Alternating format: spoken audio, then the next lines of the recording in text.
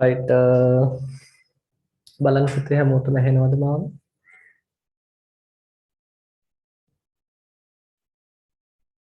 ගැටලුවක් නෑ නේද? හොඳයි අපි එහෙනම් පන්තිය පටන් ගමු. අයිබෝවන් පුතේ හැමෝටම. එතකොට අපි අවසානයේ පන්තිය කළේ ඉරිදා මතක ඇති. එතකොට ඉරිදා ක්ලාස් එකේ අපි අලුත් පාඩමක් පටන් ගත්තනේ. ඉස්සෙල්ලාම ඉරිදානේ කළේ මොකද්ද අපි පටන් ගත්ත පාඩම?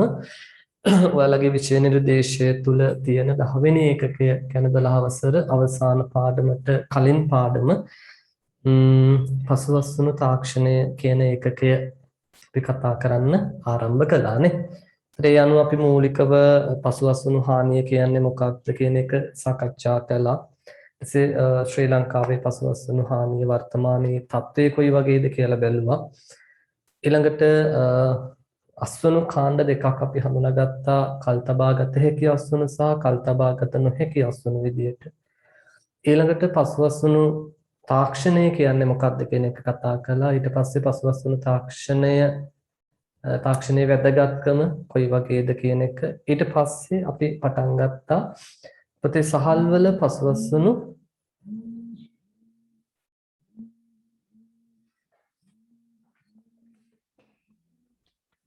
හරි සහල්වල පසුවස්වනු ක්‍රියාවලිය ගැන කතා කරන්න පටන් ගත්තනේ. මම හිතන්නේ ඒකේ තමයි අපි දැන් කතා කරගෙන පල්හැට ඒ ගැන හිටියේ. ඒ යටතේ අපි සහල්වල පසුවස්වනු ක්‍රියාවලියේ තියෙන ප්‍රධාන පියවර ටික මොනවද කියන එක කතා කළා මතක ඇති කියලා හිතනවා. පළවෙනි එක අපි කිව්වා අස්වනු නෙලීම කියලානේ. ඒතර අස්වනු නෙලීමේ අහපව් ප්‍රධාන ක්‍රියාකාරකම් තුනක් තියෙනවා. ගොයම් කැපීම, ඊළඟට කොළ මැඩීම සහ අසුණු පිරිසිදු කිරීම නැත්නම් වී පිරිසිදු කිරීම කියලා. ඒතකොට ඒකේ මම හිතන්නේ පුතේ මම ඔයාලත් එක්ක අසුණු නෙලීම කියන කොටස සාකච්ඡා කළා. ඒතකොට එතනදී අපි කිව්වා අසුණු නෙලීමේදී ඒ නිවැරදි කාලයේ අසුණු නෙලීම ඉතාමත් වැදගත් පුතේ. නිවැරදි කාලයේ අසුණු නෙලීම ඉතාමත් වැදගත්. ඒතකොට මේ නිවැරදි කාලය හඳුනා ගන්න අපි කිව්වා අපිට භාවිත කරන්න පුළුවන් ක්‍රම තුනක් තියෙනවා. එකක් අපිට පරිණත දර්ශක භාවිත කරන්න පුළුවන්. අනිත් එක තෙතමන ප්‍රතිශතය යොදා ගන්න පුළුවන්. අනික අපි කිව්වා පුෂ්ප මූලාකෘති හටගත් දින සිට දින ගණනය කිරීමක් අපිට කරන්න පුළුවන්. ඉතින් ඒ ටික අපි කතා කළා. හරි. ඊට පස්සේ අසුණු නෙලීමේ ක්‍රම මොනවද කියලා අපි බැලුවා. එතන අපි කිව්වා ප්‍රධාන වශයෙන් ක්‍රම දෙකයි පුතේ. එකක් අපිට අතින්, ඒ කියන්නේ දෑකැත්තක් භාවිත කරලා අපිට අතින් අසුණු නෙලීම කරන්න පුළුවන්. ඒක එක ක්‍රමයක්. ඊළඟට අපි කිව්වා අපිට යන්ත්‍ර මගින් අසුණු නෙලීම කරන්න පුළුවන්. ඒ යටතේ යන්ත්‍ර තුනක් ගැන මම කිව්වා. එකක් රීපරය, සංයුක්ත අසුණු නෙලනය, ඊට පස්සේ නවීකරණය කරන ලද තනකොළ කපන යන්ත්‍රය අපිට පාවිච්චි කරන්න පුළුවන්. මගේ මතකයේ තියෙන විදිහට අපි ඔන්න ඔතෙන්ට කතා කරගෙන ඇවිල්ලා උතනින් අතර කරලා තියෙනවා. නේද? right.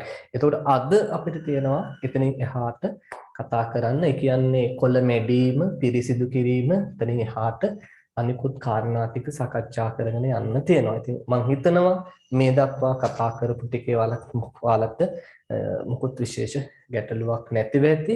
ගැටලුවක් තියෙනවා නම් අහලා ඒක දැනගන්න හැකියාව තියෙනවා. right. එහෙනම් දරුවනේ අපි අද දවසේ අපිට කතා කරන්න තියෙන මාතෘකා ටික පොඩ්ඩක් බලන්න පටන් ගමු. right. එහෙනම් ගන්න දැන් හැමෝම අතට ටියුට් එක. බලන්න අපිට මොකද්ද කතා කරන්න තියෙන්නේ එහෙනම්. right. පිටු අංක 8 නේ. පිටු අංක 8. එතකොට මේ කොළ මැඩීම කියන කොටස කතා කරන්න තියෙන. right. මේත් එක්ක මතක් කිරීමක් තියෙනවා. ඊළඟ පාඩම මගේ අතේ දැන් ටියුට් එක නැහැ. මම ටියුට් එකක් පෙන්වන්නම් ඕනනම් පෙන්වන්න ඕනෙත් නැහැ. ඊළඟ පාඩම ඔයාලා දන්නවා 11 වෙනි පාඩම තියෙන්නේ අපිට. මොකක්ද 11 වෙනි පාඩම මම කිව්වේ? ආරක්ෂිත ගෘහ තුල නැත්නම් ආරක්ෂිත භෝග වගාව. හරි ආරක්ෂිත භෝග වගාව. මේක තමයි පුතේ අපිට ඊළඟට කතා කරන්න තියෙන පාඩම. ඉතින් අපි දැන් ඉඳලා මේ පාඩමට සූදානම් වෙන එක තමයි මේ කරන්නේ. මේ පාඩම යන අතරතුර මේ පාඩමට සූදානම් වෙනවා. මොකද සූදානම් වෙනවා කියන්නේ අපි මේ පාඩමේ ටියුට් එක අරගමු. හරිද? එතකොට වාරීපුල ක්ලාස් එකේ අය වාරිපල ආයතනයෙන් ටියුට් එක අරගන්න. නිකවරටි ක්ලාස් එකේ අය නිකවරටි ආයතනයෙන් අරගන්න. ආනමඩුවේ ක්ලාස් එකේ ආනමඩුවේ ක්ලාස් එකෙන් අරගන්න. මහව ක්ලාස් එකේ අය තවම ආයතනෙට ටියුට් එක දීලා නැහැ. ඒක බොහෝ දුරට සිකුරාදා ටියුට් එක දෙනවා. ඒකට ඔයාලා සිකුරාදාගෙන් පස්සේ දවසක ගිහිල්ලා මහව ක්ලාස් එකේ අය අරගන්න. ඒතර මේ ආයතන අයටයි දැනුවත් කිරීම. කුරුණෑගල ක්ලාස් එකේ අයට ටියුට් අපි නිකුත් කරන්නේ ඒ කියන්නේ ආයතන මට්ටමින් නෙමෙයි. අපි එක්ක PDF එක දෙනවා එක්ක ටියුට් එක කුරියර් කරන එක කරන්නේ. ඊට අමතරව මට මගේ අපේ පන්තියට අලුතින්ම සම්බන්ධ වුණ දරුවෝ ඉන්නවා විවිධ පැතිවලින්. ඒකට යාළුවටත් PDF එක අරගෙන ටියුට් එක සූදානම් කරලා තියාගන්න පුළුවන්. හරි. ඒක දැනුවත් කිරීමක් කළේ ආයතනවලට යන අයට පුළුවන්. මම අර කියපු ආයතන ටික ආනමඩුව, නිකවරටිය, වාරිපල. ඒ ආයතන තුනේ අයට පුළුවන්. දැන් ආයතන වලින් නිබන්ධන අරගන්න. වාරිපල ආයතනයේ සතිය දවස්වල සුපුරුදු විදියට 1 ඉඳලා 5 වෙනකල් ඕපන් කරලා තිනවා. 1 ඉඳලා 5 වෙනකල් සතිය දවස්වල සති අන්ති සෙනසුරාදා ඉරිදට උදේ ඉඳලා හවස 5 වෙනකල් තියෙන කෙනා 8 ඉඳලා 5 වගේ වෙනකල් ඕපන් කරලා තියෙනවා. 9 ඉඳලා වගේ 9 ඉඳලා 5 වෙනකල්. ඊට පස්සේ මහව ක්ලාස් එක ගැටලුවක් නැහැ. ඒක හැමදාම වගේ ඕපන් එකේ තියෙන්නේ. ඊට පස්සේ නිකවරටි ක්ලාස් එකත් ගැටලුවක් නැහැ. ආයතනය ගෙදරම තියෙන නිසා ඔයාලට එතනින් ඕන වෙලාවක නිබන්ධන ගන්න හැකියාව තියෙනවා. ආනමඩුවේ ක්ලාස් එකේ අය ආයතනය යන්න කලින් මට දැනුවත් කරන්න මේ සිකුරාදා මොකද අද උදේ ඕපන් කරලා තිබුණා. නමුත් මම ඔයාලට දැනුවත් කිරීමක් කළේ නෑ. ඒ ගැන මේ සිකුරාදා නැවත ආයතනය ඕපන් කරනවා කියලා තිබුණා. හැමුණොත් සිකුරාදා ගිහිල්ලා ඔයාලට පුළුවන් ඔයාලගේ ඊළඟ නිබන්ධනය අර ගැනීම සිද්ධ කරන්න. හරි. එතකොට අනිත් දරුවෝ ටික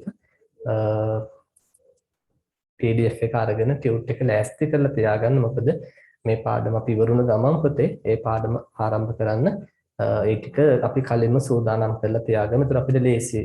හරි. එතකොට නේද මේක ඉවරුණ ගමන් අපිට අය සතියක් නිමාඩු ගන්න එහෙම කිසිම අවශ්‍යතාවයක් නැහැ. එළින්ම ඊළඟ සතියේ අපිට පටන් ගන්න පුළුවන්. දැන් අපි මේ පාඩම පටන් ගත්තනේ.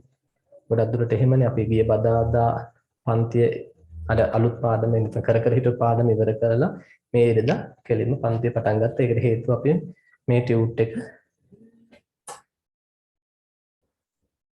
හරි මේ ටියුට් එක අරගෙන තිබුණ නිසා චුට්ටක් ඉන්න.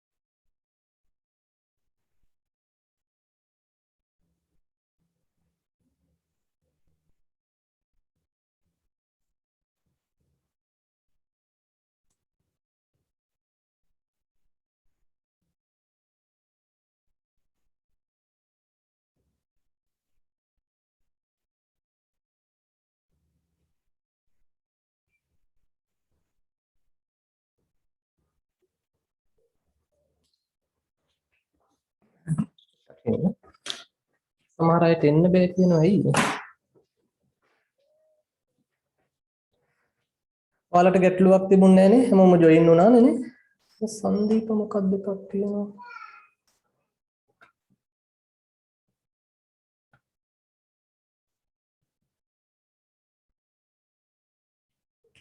ඇයි දැන් ඔයාලා ආවෙත් ඒකෙන්මනේ තියෙන්නේ. චුට්ටක් එමු. meetings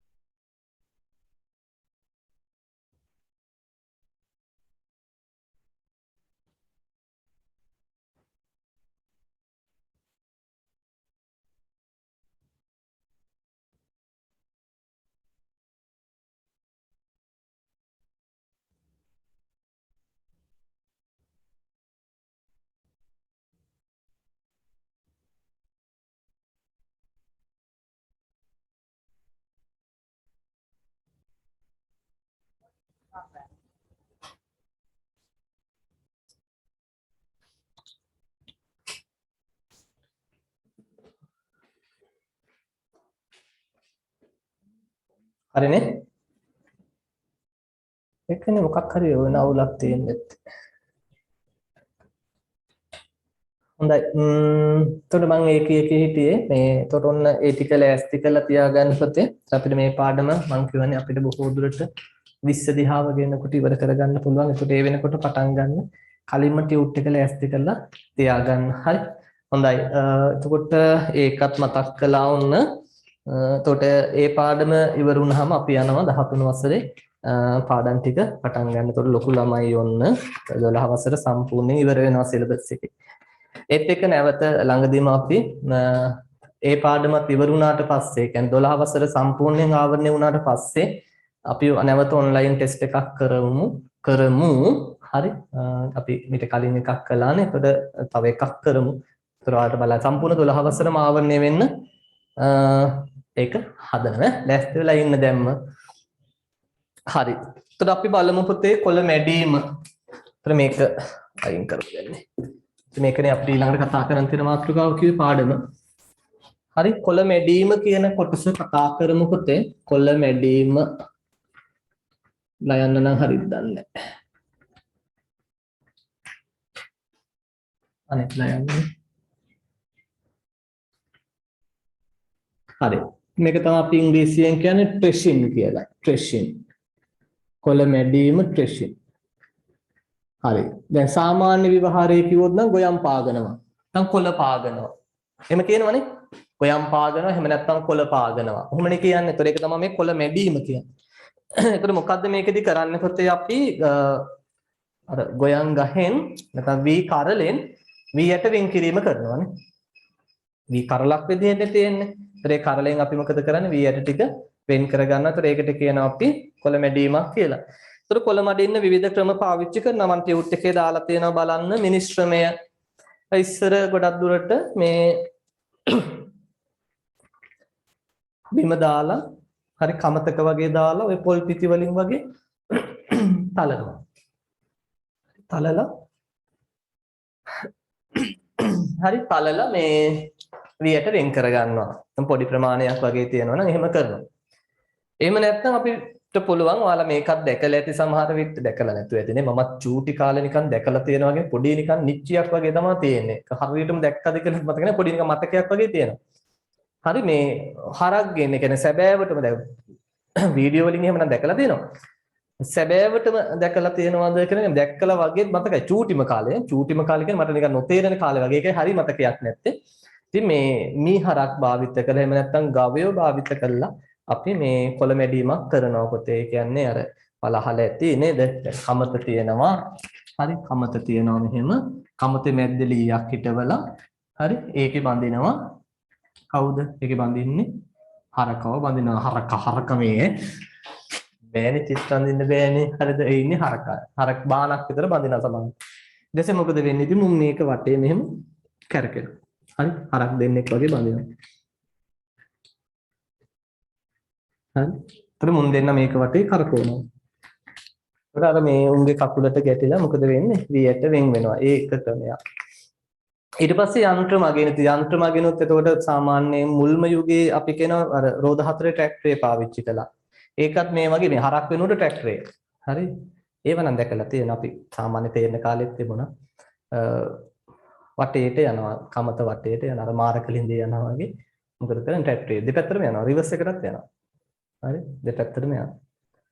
ඊට පස්සේ ඒක අයින් වෙලා ඊට පස්සේ එනවා කොළ මඩින යන්ත්‍ර කියන ඒවා. හරි. ඒතර කොළ මඩින යන්ත්‍රේ ඒකේ තියෙනවා වෙනම කොටසක්. ඒක නම් ඒකත් වල දැකලා සමහර විට ඒකෙන් අපි අර කපපු ගොයම දානවා.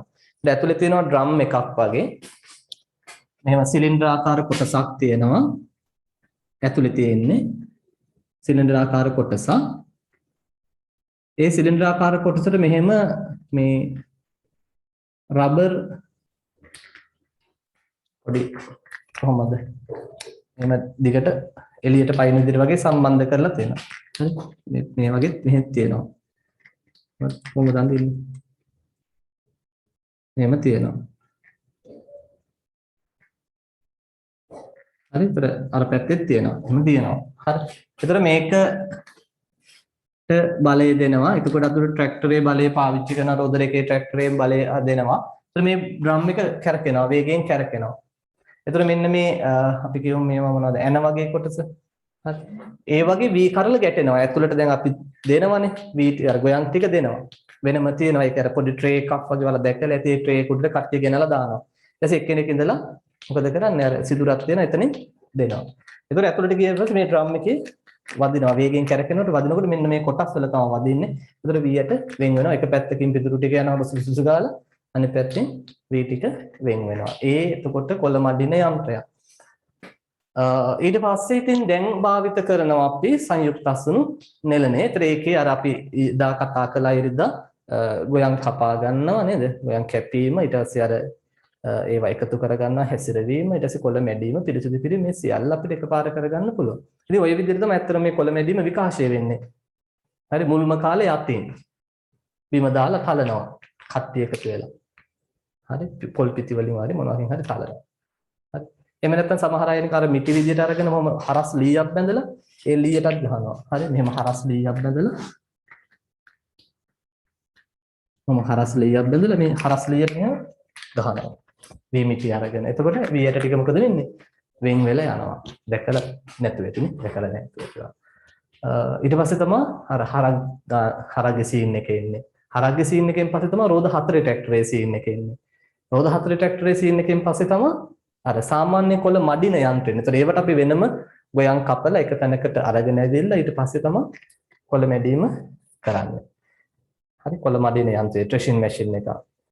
හරි ඊට පස්සේ තමයි දැන් අපි පාවිච්චි කරන්නේ සංයුක්ත අසුණු නෙලනය කියන එක. පැහැදිලි නේද? right. අපි පොඩ්ඩක් සටහන් කරගමු කොළ මැඩීම යටතේ අපිට තියෙනවා රූල් දෙකක් දීලා පුතේ. එතන පොඩි සටහනක් දාගෙන යමු අපි. ගන්න මේ විදියට වී කරලෙන් වී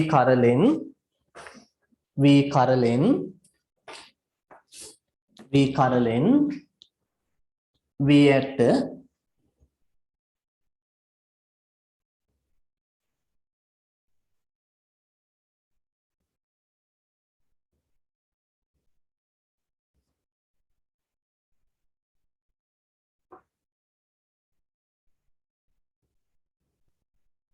වී කරලෙන් වී ඇට වෙන්කිරීමේ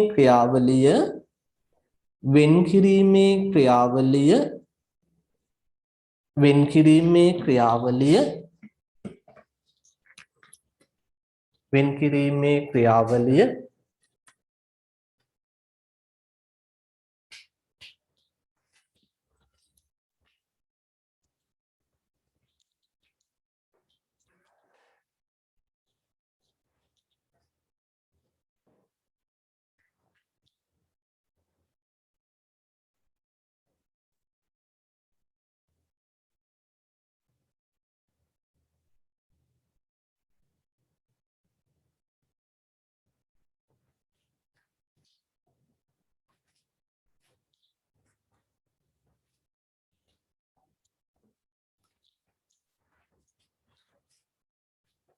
කොළ මැඩීම ලෙස හැඳින්වේ. කොළ මැඩීම ලෙස හැඳින්වේ. කොළ මැඩීම ලෙස හැඳින්වේ. කොළ මැඩීම ලෙස හැඳින්වේ. හරි. කොළ මැඩීම ලෙස හැඳින්වේ.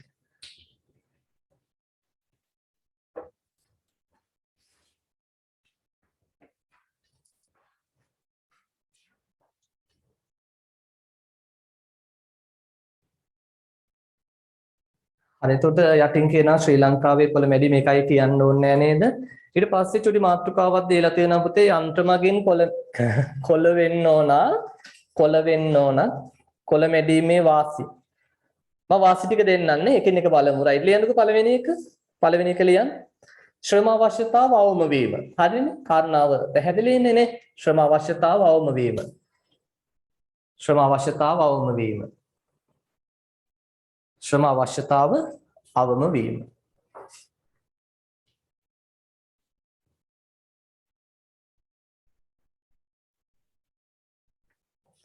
ශ්‍රම අවශ්‍යතාව අවම වීම.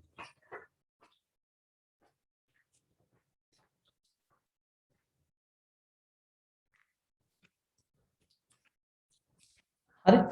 දැන් ඊළඟට අපි දැන් සංයුක්ත අස්වනු නෙලණය ගැන විශේෂයෙන් අවධානය දුන්නොත් ඒකේ අර ගොඩක් දේවල් එකට සිද්ධ වෙන නිසා පොතේ අපි කියනවා අස්වනු වලට සිදුවන හානිය පොඩක් අඩුවීමක් වෙනවා. රයිට්. එහෙනම් ලියන්න පුතේ දෙවෙනි එක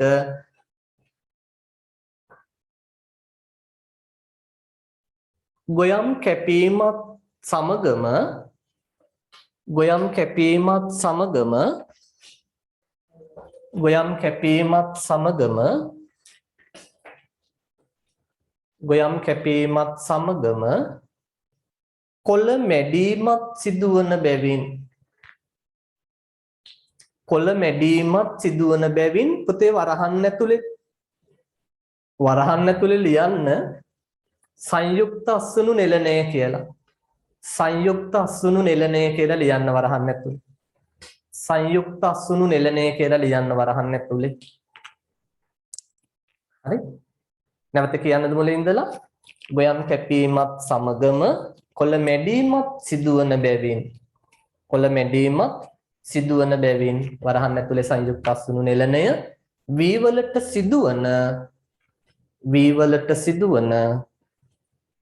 වී වලට සිදුවන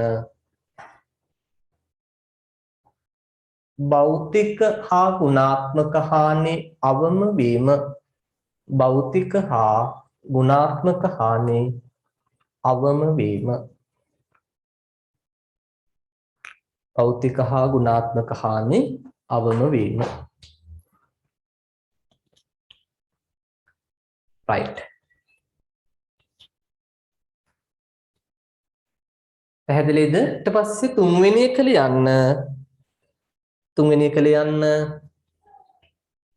අස්වනු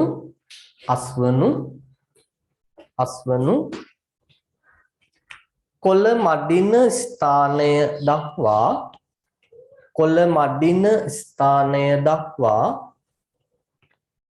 මඩින ස්ථානය දක්වා ගෙන ඒමට සිදු නොවීම. කියන්නේ දැන් කමක් නැහැ නේ. හොයලා බලන්න කමක් තියනවද කියලා. කමක් නැහැ. දැන් ළමයිට කමත කියපුවම දන්නේ නැහැ. අස්වනු කොළ මඩින ස්ථාන දක්වා ගෙන ඒමට සිදු නොවීම. හරි? ඉස්සර තමයි කමත්තක් කියලා එකක් තිබුණේ. සාමාන්‍ය ඉස්සර පරණ ගෙවල් වල නේද? පැරණි ගෙවල් වල සමහරට ඔයාලගේ ආච්චිලාගේ සියලාගේ ගෙවල් වල එහෙම ගිහිල්ලා බලන්න සමහර විට නේද? ඇති අනිවාර්යෙන් කමතක් එහෙම ඇති. හරි. අනුමතරමේ කියයි. උතන තමයි කමත තිබ්බේ කියලා හරි කියයි.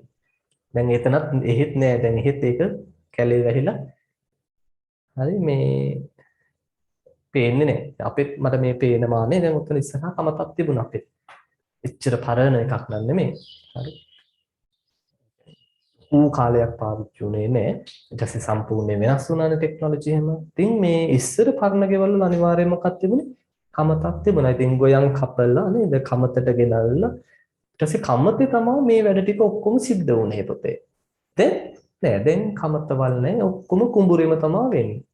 ඔක්කොම කුඹුරේ තියාගෙනම කරනවා. පැහැදිලි නේද? right. ඒකටම ලියන්න එනම් කොළ මඩින යන්ත්‍ර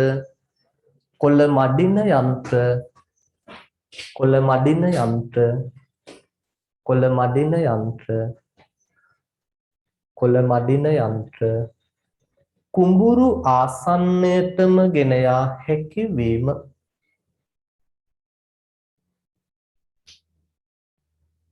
ගෙන යා හැකි වේ කියලා ලියන්න. එතකොට මේ ගැලපෙන්නේ නේ. කුඹුරු ආසන්නයටම ගෙන යා හැකි වේ.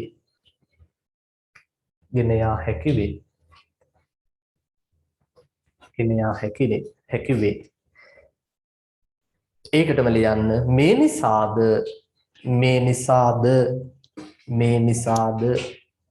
අස්වනු හානි අවම වේ. මේ නිසාද අස්වනු හානි අවම වේ.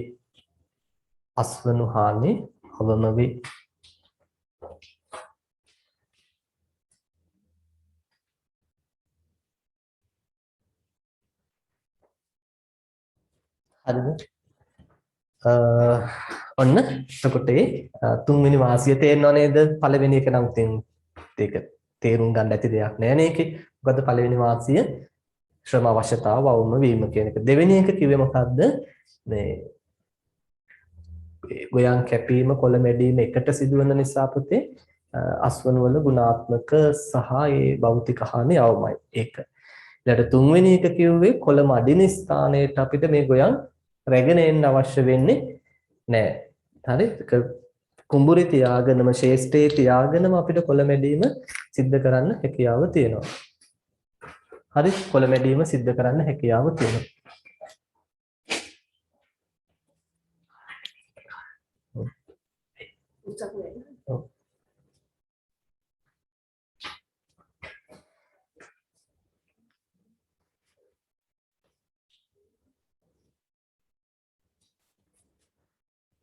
හරිද? ඒතර ඒක ඔන්න පැහැදිලි.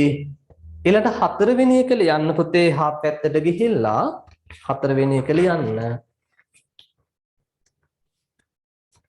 ඇතැම් කොළ මඩින යන්ත්‍ර මගින් ඇතැම් කොළ මඩින යන්ත්‍ර මගින් ඇතැම් කොළ මඩින යන්ත්‍ර මගින්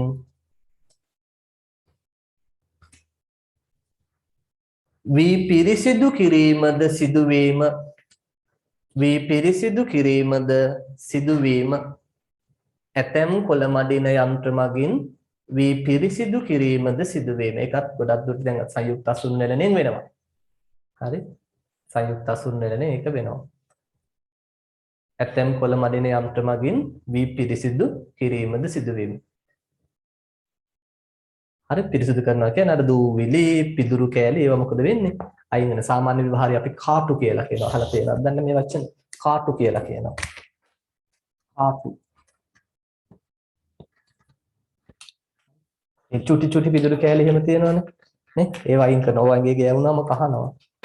හරි ඉතින් මේ මතකයි දැන් අපි ඔය චුටි කාලේ ඉතින් ඔය ගොයන් කපපුවම මේ කොළ පාගපුවාම එහෙම දැන් කමතේ හෙන්න පිදුරු කඳුනේ ඉතින් ඕකේ නටනවා පිනුම් ගහනවා බින්ගෙවල් හදනවා පිදුරුනේ හොඳ ස්පොන්ජ් එක වගේ තියෙන ඕන හරි උඩ පැන නටන්න පුළුවන් හරි හැබැයි ඉතින් දැන් දාඩියක් දාලා පිදුරු වල චුට්ටක් අපිට පේන්නේ නැති වුණාට පොඩ්ඩක් කැපෙනවා වගේ වට තනකොළ ගහ වගේනේ එතන දාඩියත් එක දාපුවම ඉතින් අවසානයේ දනවා ඉන්න බෑ ඒක හරි පිදුරු කොටක නටලා තියෙනවා නම් දන්නවා කහනවා හරි කහනවා දනවා අනිවාර්යෙන් නාන්න ඕන ඊට පස්සේ නැත්නම් කියලා. ඉතින් දැන් ළමයිට ඒව නැහැ ඉතින් අත්විඳින්නනේ. අපි චූටි කාලේ කරපු දේවල් ඇත්තටම දැන් අද ළමයිට නැහැ. ඒ ළමයිද වෙන දේවල් අපිට ඒව තිබුණේ නැහැ චූටි කාලේ. හැබැයි ඉතින් ඒ ළමාවදිය තමයි මම නම් කියන්නේ සුන්දර. අපිට වඩා සුන්දර ළමාවදියක් මම හිතන්නේ අපිට වඩා වයසක අයට තිබිලා තියෙනවා. එන්නේ සුන්දර ළමාවදිය නැති වෙලා නිකන් ළමයි කොටු වෙලා වගේ නේද? ළමයින්ට නෑ නිකන් මං හිතන්නේ සමහරවිට මෙතනත් ඇති අපේ ළමයි වාලා අතර ඇති එක් ජීවිතයක වතාවක්වත් ඒ විදිහට පිදුරු කොටක නටලා නැති. ඒ අත්දැකීම ලැබලා නැති. සමහර විට ළමයි ඉන්නවා මේ වැවක නාලා නැති ළමයි ඉන්නවා. වැවකට බැහැලා නාලා නැති ළමයි ඉන්නවා. පීනන්න බෑ. හරි ළමයින්ට පීනන්න බෑ දැන් ළමයින්ට. හදිස්සි හරි ගම් වතුරකට හරි අහුනොත් චුට්ටක් හරි නිකන් පොඩ්ඩක් හරි පීනලා කුහිල්ලක් මොකක් හරි අල්ල ගන්නවත් බෑ. ඉතින් ගියොත් ගියාම තමයි දෙයියන්ගෙන් පීටයි. ඉතින් ඒ වගේ මේ සමහර තින් ළමයින්ට වෙන කියන්නේ ළමා කාලේ තියෙන්න ඕන දේවල් ගොඩක් අද ළමයින්ට ලැබෙන්නේ නැහැ කියලා තමයි නම් දැනෙන්නේ හිතෙන්නේ. හරි. ඉතින් කාලයත් එක්ක හැමදේම වෙනස් වෙනවා. ඉතින් ඒක අපිට වළක්වන්න බෑ. කාලයත් එක්ක ඒ විදිහට වෙනස් වෙනවා. ඉතින් හැමදේම වෙනස් වෙනවනේ. අද ළමයිට ඊට වඩා ඉතින් වෙනස් විදිහේ දේවල් තමයි ලැබෙන්නේ. ගොඩක් ඉතින් අද ළමයිනුත් නේද? දැන් මේ අවුරුදු 2 3 එකේ ඉඳලා මේ ෆෝන් එකත් එක්කනේ ඔට්ටු වෙන්නේ. නේද? අපේ අම්මලාත් ලොකු වැරද්දක් කරනවානේ. අපේ තරුණ අම්මලා මොකද කරන්නේ? පොඩි එකා හඳනකොට ෆෝන් එක දෙනවා. වීඩියෝ එකක් හරි මොනවා හරි කාටුන් එකක් හරි දාලා දෙනවා. නේද? ඊට පස්සේ ඌ බත් කන්න නැති වුනහම කරන්නේ මොකද්ද? ඌගේ අතට ෆෝන් එක දීලා කාටුන් එකක් හරි මොකක් හරි දානවා. ඌ කෑවට වැඩන්නේ ඌ කාටුන් එක කන්නේ. නැත්නම් වීඩියෝ එක කන්නේ ඌ. හරි ඌ දැන් කෑවට ඌ සිහියකින් නෙමෙයි කන්නේ. අර කාටුන් එකේ සිහින් අම්මා ඉතින් කවනවා. අනිවාර්යෙන් ඒක කාලයක් ගියාට පස්සේ මේ කවන්න ෆෝන් එක නැතුව බෑ. ෆෝන් එක දෙන්නම ඕනේ කවන්න. නැත්තම් බෑ හුරු වෙලා යන්නේ. එහෙම තියෙනවා. හරි ඒ වගේ වැරදි. කියන්නේ චූටි කාලෙම අරක දීලා ළමයි හුරතල් කරන්නේ ළමයි අඬන එක වළක්වා ගන්න. ඉතින් ඒ වගේ වැරදි දේවල් කරනවා. හරි. එතකොට ඔන්න හතරවෙනි එක. පැහැදිලිද? පිරිසිදු කිරීමකුත් වෙනවා. ඊට පස්සේ මේකෙන් තව සුවිශේෂී වාසියක් තමයි අර ගොයන්ගස් ටික දැන් විශේෂයෙන් අපි සංයුක්ත අසුන් නෙලනේ යහපව ගත්තොත් පොතේ ඒ කියන්නේ දැන් ගොයන් කපාගෙන යනකොට කොළ මැඩීම ඔක්කොම වෙලා පිදුරු ටික හපව මොකද වෙන්නේ? ආපහු පිදුරු ටික ඒ කුඹුරටම වැටෙනවානේ. ඒ ශේෂ්ත්‍රයටම වැටෙනවා. ඒක වඩා හොඳයි නේද? ඒතකොට මේ පිදුරු ටික හපව මොකද වෙන්නේ? වියෝජනය වෙලා පසට යම් පෝෂක ප්‍රමාණයක් පසට කාබනික ද්‍රව්‍ය ලැබීමක් සිද්ධ වෙනවා. ඒතර අර ඒ ශේෂ්ත්‍රයෙන් පෝෂක ඉවත් වීම අපිට යම් ප්‍රමාණයකට පාලනය කරගන්න හැකියාවක් තියෙනවා. ඒක ඔන්න වාසියක්. ලියා ගන්න එහෙනම් පොතේ 5 වෙනි වාසිය. කොළ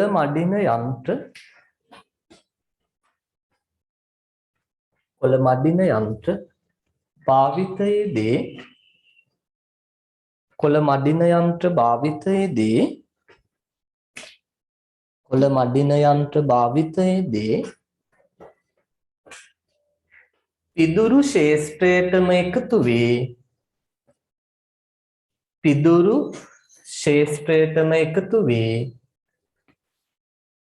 පිදුරු ශේෂ්ත්‍රයටම එකතු වේ දි รา පත් වීම නිසා පිදුරු ශේෂ්ත්‍රයටම එකතු වී දි รา පත් වීම නිසා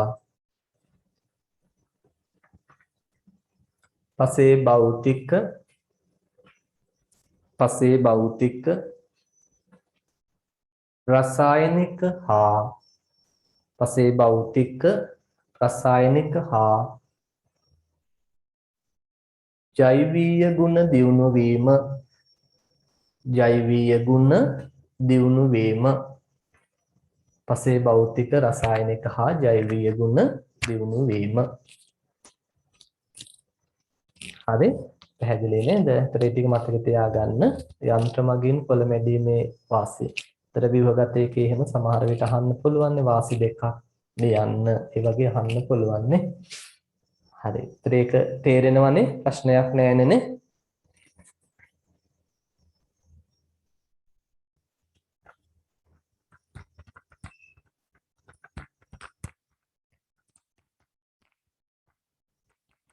හරි ඊට පස්සේ මේ කොටුවක් ඇතුලේ පොඩි විස්තරයක් දීලා තියෙනවා මොකක්ද කියන්නේ බලන්න. කොළ මැඩීමේදී ගොයම් වල නියමිත තෙතමන ප්‍රතිශතය නොමැති වුවහොත් ගොයම් අධික ලෙස වියලීම හෝ තෙත් බවින් යුක්ත වුවහොත් ඒ දෙපැත්තම වෙන්න පුළුවන්. කැඩෙන වී ප්‍රමාණය වැඩි වීමෙන් සිදුවන පසුඅසුණු හානිය වැඩි වේ. ඒක තේරෙනව නේද? ඒ කියන්නේ අපි මේ කොළ මැඩීම සිදු කරන අවස්ථාවේ ඒ වී වල තියෙන තෙතමනය එක්ක අඩු වුණොත් පොතේ ප්‍රශස්ත තෙතමනයට වඩා ඒ වගේම ප්‍රශස්ත තෙතමනයට වඩා වැඩි වුණොත් මේ දෙකම හේතු වෙනවා කියනවා වී ඇටය කැඩීම කොළ මැඩීමේදී කැඩීමට හේතුවක් විදියට අපි සලකනවා. එබැවින් කොළ මඩින අවස්ථාවේදී වී වල තෙතමන ප්‍රතිශතය අපි අර සාමාන්‍යයෙන් ගොයන් කපනකොට තිබිය යුතුයි කියලා සලකන ප්‍රතිශතයම තියෙන්න ඕනතු. 18ත් 20ත් අතර වගේ ප්‍රතිශතයක් කොළ මැඩීමේදීත් පොතේ වී ඇටේ තියෙන්න ඕන කියලා කියනවා. ඔන්න මතක තියාගන්න. නැත්තම් මොකද වෙන්නේ? සහල් ඇටය කැඩීමක් සිද්ධ වෙන්න පුළුවන්. තේන්න නේද කියන එක? right. ඒතර ඒ ටික තමයි කතා කරන්න තියෙන්නේ කොළ මැඩීම යටතේ. ඔන්න ගොයම් නැත අසුණු නෙලීමේ පියවර දෙකක් කතා කළා. අසුණු නෙලීමේ පියවර දෙක පළවෙනි එක ගොයම් කැපීම, දෙවෙනි එක ඔන්න කොළ මැඩීම. මම එනවා ඊළඟට තුන්වෙනි එකට පොතේ ධාන්‍ය පිරිසිදු කිරීම. ඒතර මුල්ම මේකේ ඉතිහාසය ගැන නම් නැත්නම් මේකේ භාවිත කරන ක්‍රම ගැන නම් අපිට පැහැදිලි කිරීමක් කරන්න කියලා සිලබස් එකේ නෑ. නමුත් මම ඔයාලට මතක් කරන්නම් මේකෙත් විවිධ අවධිවල විවිධ ක්‍රම භාවිත කරනවා. මුල්ම යුගයේ සුළඟ සාමාන්‍ය සුළඟ පාවිච්චි කරනවා. කියන්නේ ගොයන් ටික අරගෙන අර අපද්‍රව්‍ය සහිත ගොයන් ටික කුල්ලකට ගන්නවා පොතේ. හරි සාමාන්‍ය ක්‍රමේ තමයි. ඉතින් මේ හරිම ක්‍රමේ නම් ඉස්සෙල්ලා පිදුරු ටිකක් වගේ අරගෙන අර කාටු කියලා කියන්නේ චුටි චුටි පිදුරු කෑලි ටිකක් අරගෙන අපි එහෙම දානවා. දාපුවම හුළඟ පැත්තට ගසාගෙන යනවානේ. හුළඟ පැත්තට ගසන. ඒතර අපි ඒකෙන් බලන්නේ සුළඟ කොයි දිශාවටද තියෙන්නේ කියලා. අපි දැන් සුළං දිශා දර්ශකයේම නැහැනේ. ඒතර අපි මේ විදිහට මේ කාටු ටිකක් පිදුරු කෑලි ටිකක් උඩට දාලා එතකොට සුළඟ කොහාටද තියෙන්නේ කියලා බලනවා. ඊට පස්සේ මේ පැත්තට මොකද කරන්නේ? කුල්ලක් අරගෙන අර වී ටික තමයි බැත කියලා අපි සාමාන්‍යයෙන් කියන්නේ. බැත කියලා නේ කියන්නේ. අහලා තියෙනවද දන්නේ මේ වචන අපේ ගොඩාක් තියෙනවනේ නේද? වී වගාවත් එක්ක කමත් භාෂාව නේද මේකට කියන්නේ.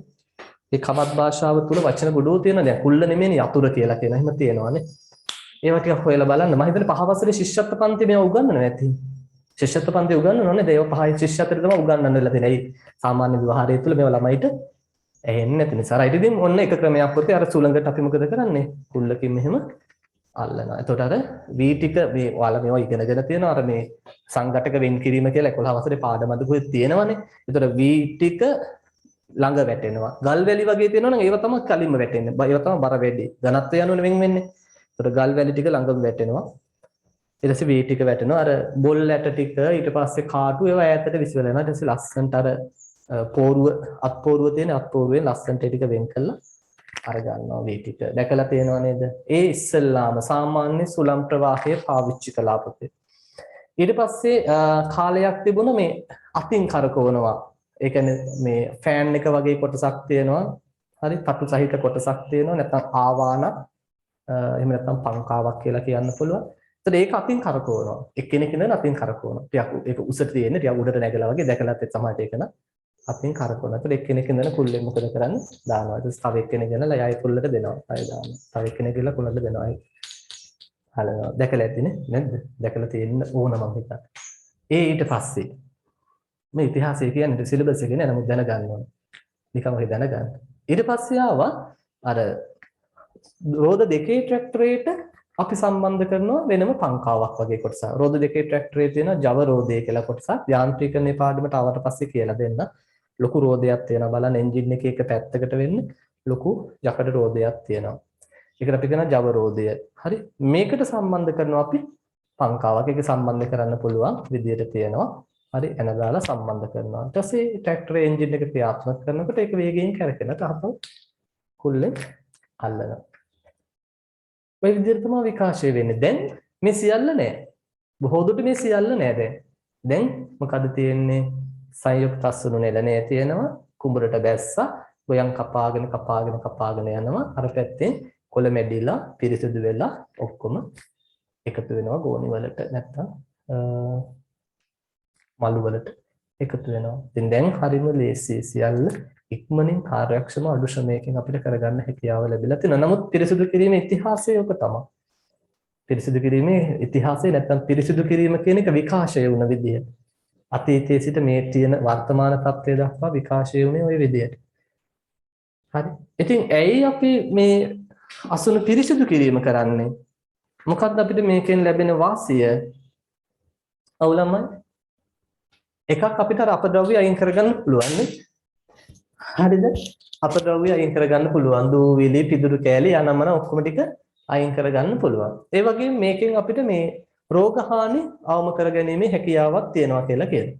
හරි මේ පිරිසුදු කිරීම තුළින් ඔය අනෙකුත් ඒ අපද්‍රව්‍ය යනමන ඉවත් කිරීම තුළින් රෝග හානි අවම කරගන්න පුළුවන්. ඒ වගේම පිරිසුදු කිරීම වැදගත් වෙනවා කියන පොතේ මේ වී වල ගබඩා කාලේ වැඩි කරගන්න ඕන තුන්වෙනි වාසිය.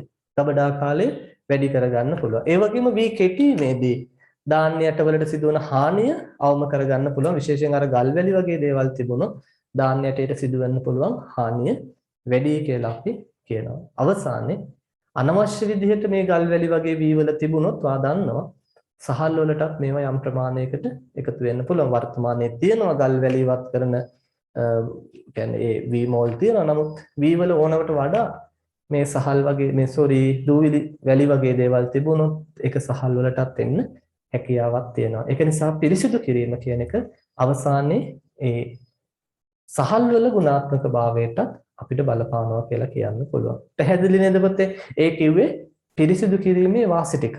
පළවෙනි එක අපිට අපද්‍රව්‍ය ටික අයින් කරන්න පුළුවන්. රෝගහානි අවම කරගන්න පුළුවන්.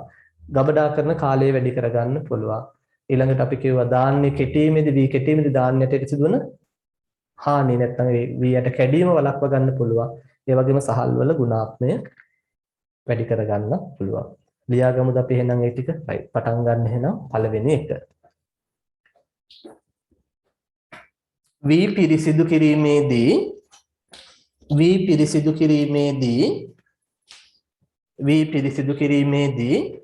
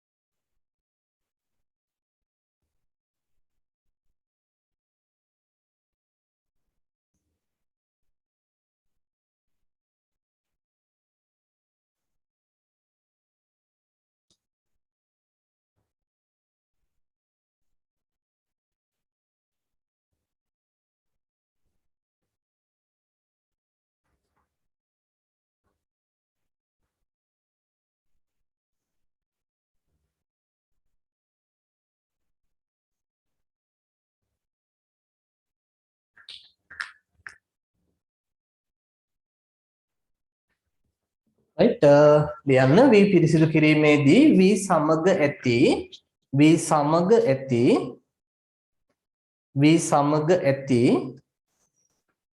වී සමග ඇති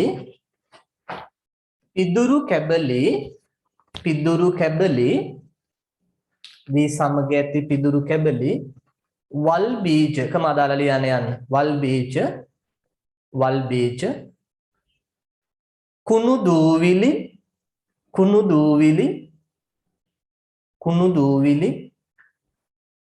අනෙකුත්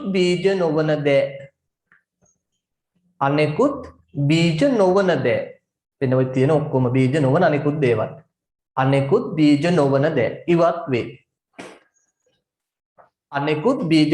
දෑ ඉවත් වේ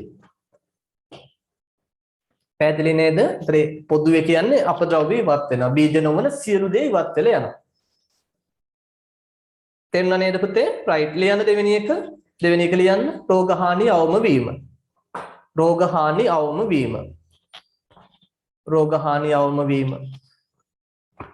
රෝගහානි අවම වීම.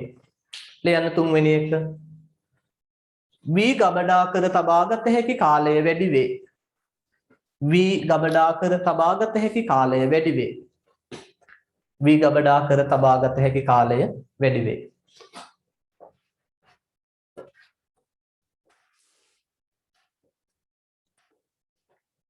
හරි වී ගබඩා කර තබාගත හැකි කාලය වැඩි වේ. 4 වී කෙටීමේදී ධාන්‍යයට සිදුවන හානිය අවම වේ. වී කෙටීමේදී ධාන්‍යයට සිදුවන හානිය අවම වේ.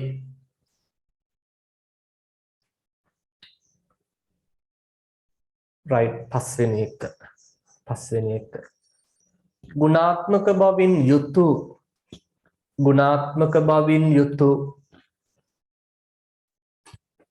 ගුණාත්මක බවින් යුතු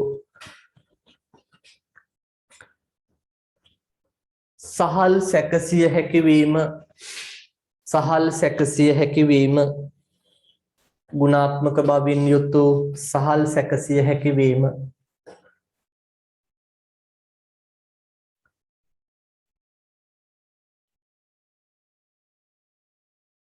right. පැහැදිලි නේද? ඔන්න පුතේ ධාන්‍ය පිරිසිදු කිරීමේ වාසි 5යි.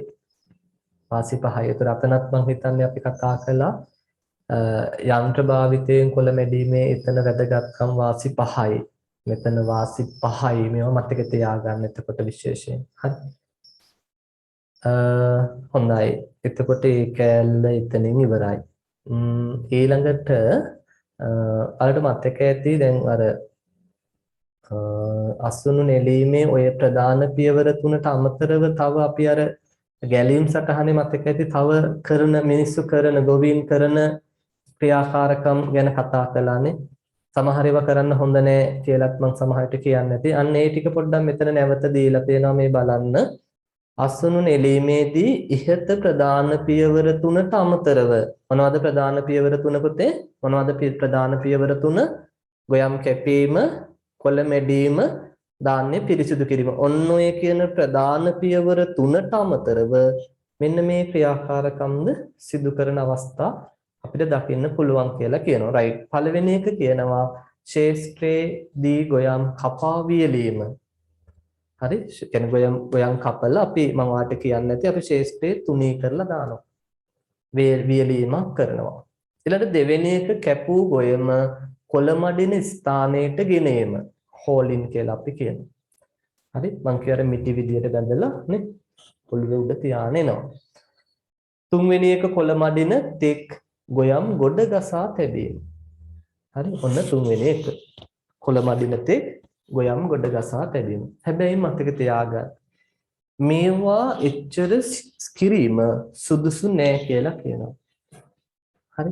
විශේෂයෙන්ම අර කැපූ ගොයම කුඹුරේ දාලා මේ වියලීම සහ ඊට පස්සේ අර කොළ මඩින ස්ථානයට ගෙනල්ලා ගොඩ ගසා තැබීම.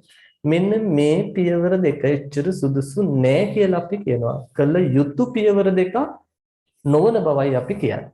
ඇයි පුතේ? ඇයි අපි මේ දෙක කරන්න හොඳ නෑ කියන්නේ? මේ දෙකම ධාන්‍ය අස්වනු හානියට බලපෑමක් ඇති කරනවා. විශේෂයෙන් දැන් අපි ගොයම් වේලනවා කියන්නේ සමහරට 118ට වඩා තෙතමන ප්‍රතිශතය මොකද වෙන්න පුළුවන්? අඩු වෙන්න පුළුවන්. එතකොට වීයට සහල්ලට කැඩෙනවා. ඊළඟට විශේෂයෙන් ගොඩ ගහලා ඔයාලා ඔය කවුරු හරි කෙනෙක් එවැනි ගොඩ ගහලා ටික දවසක් තියෙන ගොයමක් නැවත අපි කියන එක කොලේ කියලා කියනවා. ඒක වචන තියෙනවා. හරි. නැත්නම් වටමලුව කියලාත් කියනවා කොලේ කියලාත් කියනවා. එවැනි වටමලුවක් කඩන අවස්ථාවකට ගියොත් ඔයාලට දැනේවි ඇතුලේ අධික ප්‍රශ්නයක් උණුසුමක් තියෙනවා. හරි. මේ කොලේ ඇතුලේ නැත්නම් මේ වටමලුවේ ඇතුලේ පුතේ මේ වටමලුව කඩලා නැවත ගන්නකොට අර ගොයම් ටික ඇතුළ ඉහළ උෂ්ණත්වයකට රත් වෙලා තියෙනවා. දුම පිට වෙනවා වගේ පොඩි ගතියක් තියෙනවා. මේක බලපානෝ පැහැදිලිවම ධාන්‍යයට ඒ ගුණාත්මයට බොහෝ දුරට මේ ධාන්‍යයට අපි කියන අපතේ අවපැහැගැන්වීමක් සිද්ධ වෙනවා. මොකද වෙන්නේ? අවපැහැගැන්වීමක් සිද්ධ වෙනවා. ඒ විතරක් නෙමේ කොළ මැඩීමේදී මේ ධාන්‍යයට කැඩෙන්න තියෙන හැකියාවක් වැඩි කියලා කියනවා. එහෙනම් හොඳට මතක තියාගන්න කැපූ ගොයම ශේෂ්ත්‍රයේ වියලීම අපි අනුමත කරන්නේ නැහැ.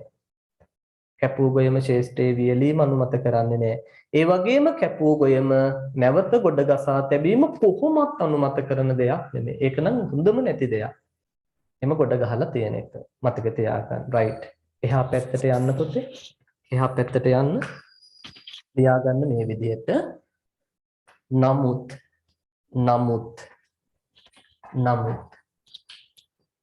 ශේෂ්ත්‍රයේදී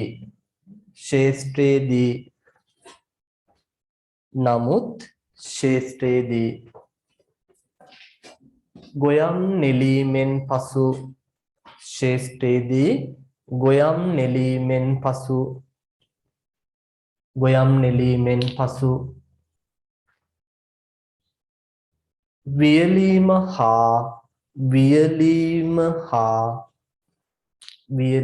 හා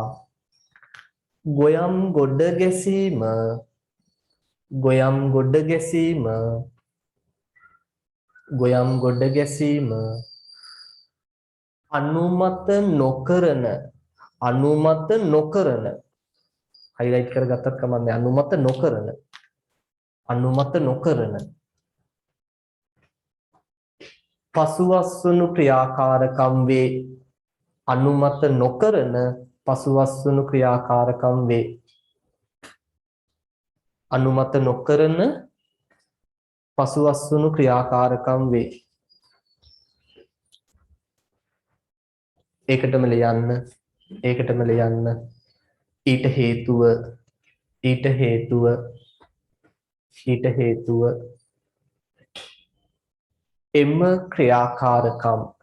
එම ක්‍රියාකාරකම් ඊට හේතුව එම ක්‍රියාකාරකම් ධාන්‍යවල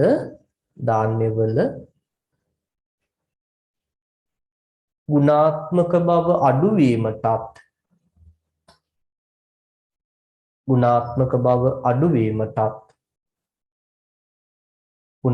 බව අඩුවීමටත්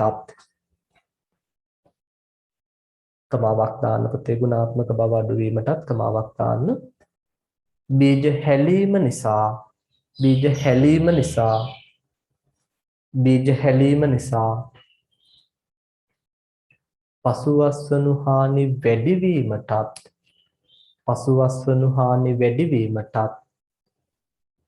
පසුවස්වනු හානි වැඩිවීමටත් හේතු වීමය.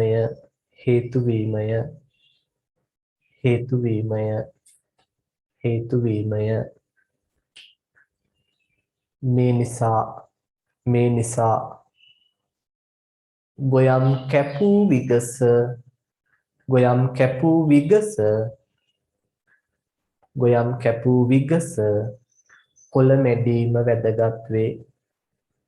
ගොයම් කැපූ විගස කොළ මැඩීම වැදගත් වේ.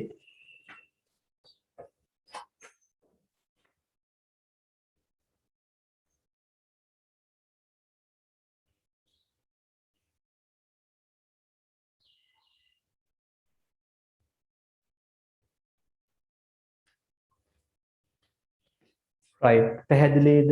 ඔන්න දරුවනේ එතනින් අස්වනු නෙලීම සම්බන්ධ කොටස සම්පූර්ණයෙන් ඉවරයි. අස්වනු නෙලීම කිව්වට ඒකේ පියවර 3ක් තිබුණානේ. ඒකයි ඒක ටිකක් ඔන්න දිගට ඇදුනේ. දැන් ඒ සම්බන්ධ ඔයාලට මුකුත් ගැටලුවක් නැතුව ඇති කියලා මම හිතනවා. හරි දැන් ඔන්න අපි ගොයන් කැපුවා කොළ මැඩීම පිරිසිදු කිරීම මේ ටික ඔක්කොම හරි දරුවනේ. දැන් අපිට තියෙනවා මෙන්න මේ වී ගබඩා කරන්න කලින් වියලීමක් කරන්න ඕන. ඒ කියන්නේ ගබඩා කරන්න සුදුසු තෙතමනයක් දක්වා වී ඇටේ තියෙන සහල් ඇටේ තියෙන ජල ප්‍රමාණය මොකද කරගන්න ඕනේ? අඩු කරගන්න අවශ්‍ය වෙනවා. එහෙනම් ඊළඟට අපි කතා කරමු පුතේ වී වියලීම කියන එක. හරි එහෙනම් වියලීම කියන එක දන්නවනේ ඔයාලා. වී වියලීම කියන්නේ රෙදි හරි වේලලා තියෙනවනේ නේද? හරි. ඒක රෙදි වේලුවා වී වේලුවා මේ මොනවා වේලුවත් අපි මොකද කරන්නේ? ජලය අයින් කරන එකනේ කරන්නේ නේ. එහෙනම් අපි මෙතනදී කරන්න පුතේ අපේ වී ටික හානියක් වෙන්නේ නැති වෙන්න ආරක්ෂිත විදියට ගබඩා කරලා තියන්න පුළුවන් තෙතමන මට්ටමක් දක්වා වී ඇටේ සහල් ඇටේ තියෙන ජලය මොකද කරන්නේ? අපි ඉවත් කිරීමක් සිද්ධ කරනවා. right. ලියා ගන්නකො එතන රූල් 3ක් දීලා තියෙනවා මම. ඒ රූල් 3 ලියා ගන්න. වී ඇටවල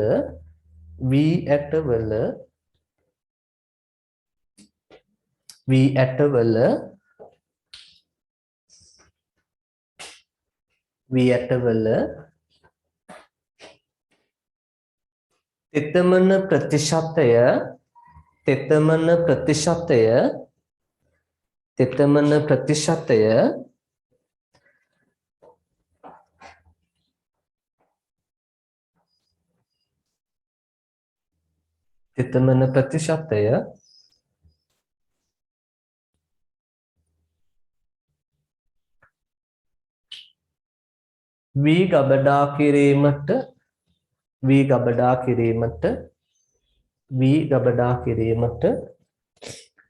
වී ගබඩා කිරීමට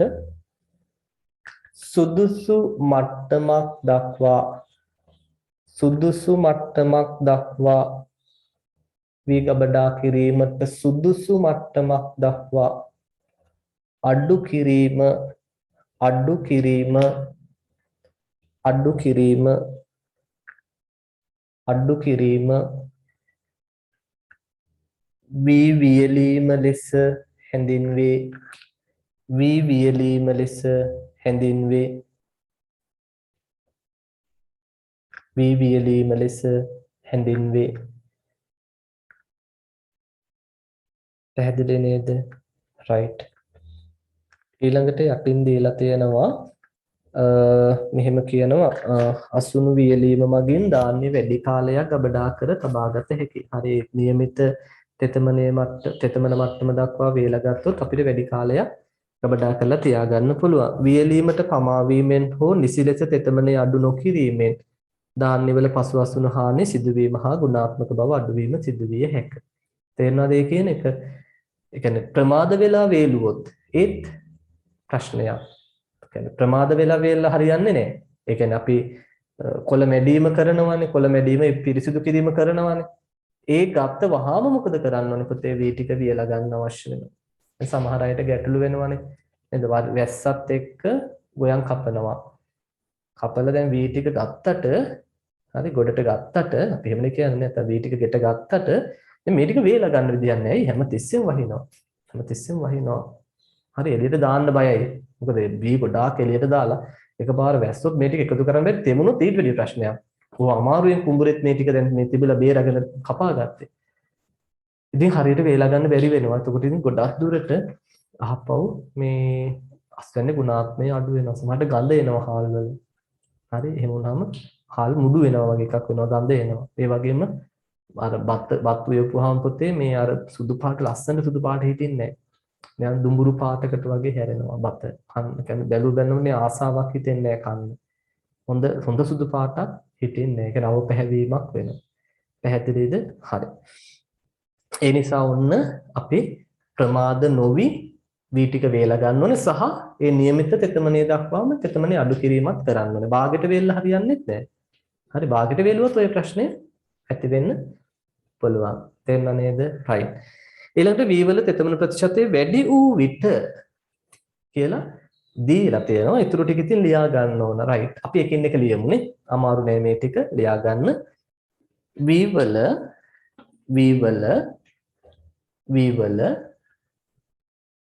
ශ්වසන වේගය වැඩි වේ. තෙතමනේ වැඩි වුණාම ශ්වසන වේගය වැඩි වෙනවා. අපි අර කල් තබාගත නොහැකි අස්වන වල කිව්වේ. එහෙම කිව්වනේ. v වල ශ්වසන වේගය වැඩි වේ. v වල ශ්වසන වේගය වැඩි වේ. උෂ්ණත්වය වැඩි වීම නිසා ශ්වසන වේගය වැඩි වී උෂ්ණත්වය වැඩි වීම නිසා උෂ්ණත්වය වැඩි වීම නිසා සහල් කහ පැහැවීම සහල් කහ පැහැවීම සහල් කහ පැහැවීම හරිද? සහල් කහ පැහැවීම ඒක තේරෙනව නේද? තෙතමන ප්‍රතිශතය වැඩි වුණාම මම ඔයාලට කිව්වා එතකොට එන්සයිම ක්‍රියාකාරීත්වයට හොඳ මාධ්‍යයක් තියෙනවා පුතේ. තෙතමනේ වැඩි වුණාම ඒතර ශ්වසන වේගය වැඩි වෙනවා. ඒතර ශ්වසනය වැඩි වෙනකොට තාපය පිට වෙනවා. හරි? ඒ තාපයෙන් මොකද වෙන්නේ? උෂ්ණත්වය වැඩි වෙනවා. මේත් එක්ක මොකද වෙනවා කියන්නේ යන්න සහල්ලට අවපැහැවීමක් සිද්ධ වෙනවා කියලා කියනවා. පැහැදිලි නේද?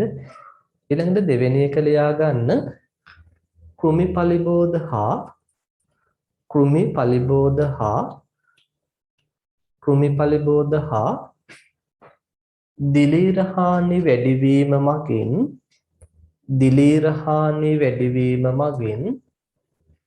දිලීර හානි වැඩිවීම මගින්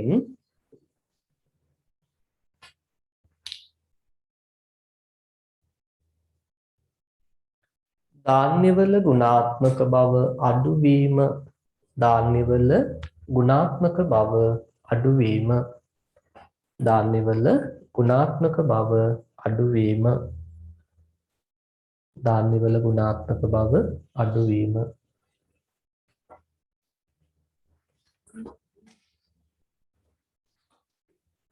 ඊළඟට ලියන්න තුන්වෙනි එක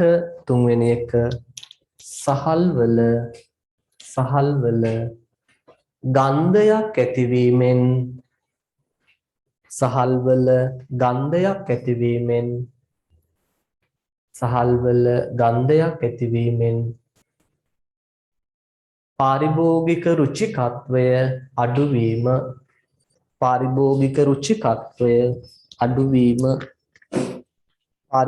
රුචිකත්වය අඩුවීම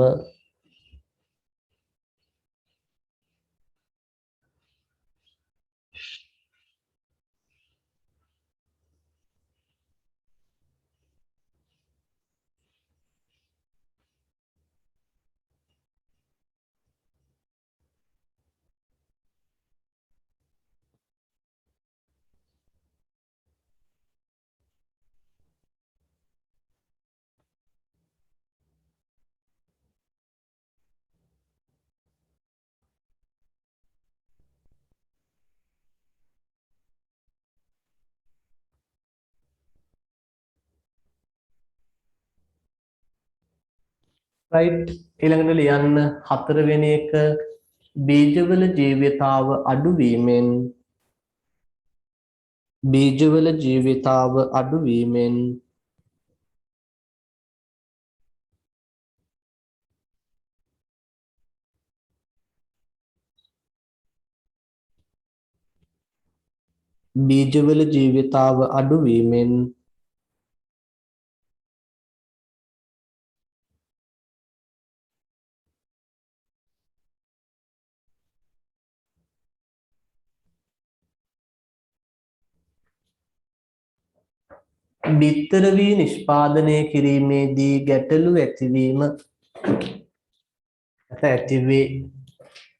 බිත්තර වී නිෂ්පාදනය කිරීමේදී ගැටලු ඇතිවේ. බිත්තර වී නිෂ්පාදනයේදී ගැටලු ඇතිවේ. බිත්තර වී කියන ඒවා දන්නව නේද? අර අපි වගා කරන්න ගන්නෙ නේ රෝපණ ද්‍රව්‍ය විදියට ඊළඟ කන්නේ වගා කරන්න ගන්න වී වලට අපි කියන බිත්තර වී කියලා. එහෙම තමයි නම දීලා තියෙන්නේ. දැන් බිත්තරයකින් පැටවෙක් ඇති වෙන නිසා ඉතින් ඒ නම දෙන්නේ නේද? බිත්තර වී කියලා කියන්නේ. ඒතර බීජවල ජීවිතාව අඩු වීමෙන් බිත්තර වී නිෂ්පාදනය කිරීමේදී ගැටලු ඇති වේ. පැහැදිලිද පුතේ? දැන් ඒ කිව්වේ අර નિયમિત ප්‍රමාණයට තෙතමනය අඩු කරගත්තේ නැති වුණොත්. එහෙම නැත්නම් වී ඇටේ තියෙන සහල් ඇටේ තියෙන තෙතමන ප්‍රමාණය වැඩි වුණොත් මොකද වෙන්නේ? එකක් කිව්වා ශ්වසන වේගය වැඩි වෙනවා, ඒත් එක්ක උෂ්ණත්වය වැඩි වෙනවා, සහල් කහ පැහැයක් වගේ ඇති වෙනවා. සහල් ඇටේ කහ පැහැවීමක්, අව පැහැවීමක් වෙනවා. ඊළඟට තෙතමනේ වැඩි වුණාම පුතේ මේ සත්තුන්ට හානි කරන්න ලේසියිනේ. මොකද අරගේ තද ගතිය අඩු වෙනවා. එතකොට කෘමි සත්තුන්ට එහෙම ලේසියෙන්, කියන්නේ විශේෂයෙන් දැන් අපි ගත්තොත් ඔය ගුල්ලොන්ට එහෙම, ඉපියොන්ට එහෙම පහසුවෙන් හානි කරන්න පුළුවන්. ඇයි? සහල් ඇටේ තද ගතිය අඩුයි. ඒ වගේම තෙතමන ප්‍රමාණය වැඩි වෙනකොට දිලීර වගේ බීජාණු ඒවා වර්ධනය වෙන්න තියෙන හැකියාව වැඩි වෙනවා. හදිසිය වායුගෝලයෙන් හරි මේ බීජ මතට ඇවිල්ලා දිලීර බීජාණු ටිකක් තැම්පත් වුණොත් ඒවා එතන ප්‍රරෝහණය වෙන්න පටන් ගන්නවා. ඒ කියන්නේ ඒ වගේ නැවත දිලීර ජාල ඇති වෙන. දැන් ওই දිලීර බීජාණු කියලා කියන්නේ බීජ වගේ තමයි. ඒ බීජාණු යනවාම වායුගෝලයෙන් යනවා. හරි වායුගෝලයෙන් යනවා. ගිහිල්ලා කොහේ හරි තැම්පත් වෙලා ඒකට වර්ධනයට සුදුසු තත්ත්ව තියෙනවනම් ඒක මොකද වෙන්නේ? ප්‍රරෝහණය වෙලා අපෝ දිලීර ජාල හැදිලා පැතිරලා යනවා. පැහැදිලිද? ඒකට ඒක වෙන්න පුළුවන්. ඊළඟට අනිත් එක තමයි ගඳ ගහන්න පටන් ගන්නවා. මම කියන්නේ මුඩු ගඳ වගේ එනවා. කන්නත් බෑ සමහරවිට. බත් කිමුලපම් බත් වලත් ගඳ එනවා. ඊළඟ එක කියන්නේ අපි මේ බීජවල ජීවිතාව ඉක්මනින් නැති වෙනවා. දැන් ඔය ජීවිතාව නැතිවීම කියන එක මේ කණ්ඩ ගන්න වී වලට බාධාවක් නෑ. මොකද අපි කනකොට හාල් ඇටේ ජීවිතාවත් වෙන රෝව බල ඉන්නේ නේ. ගිල්ලලා දානවනේ. ජීවිතාව කියන එක බලපාන්නේ කාටද? කොතනදද?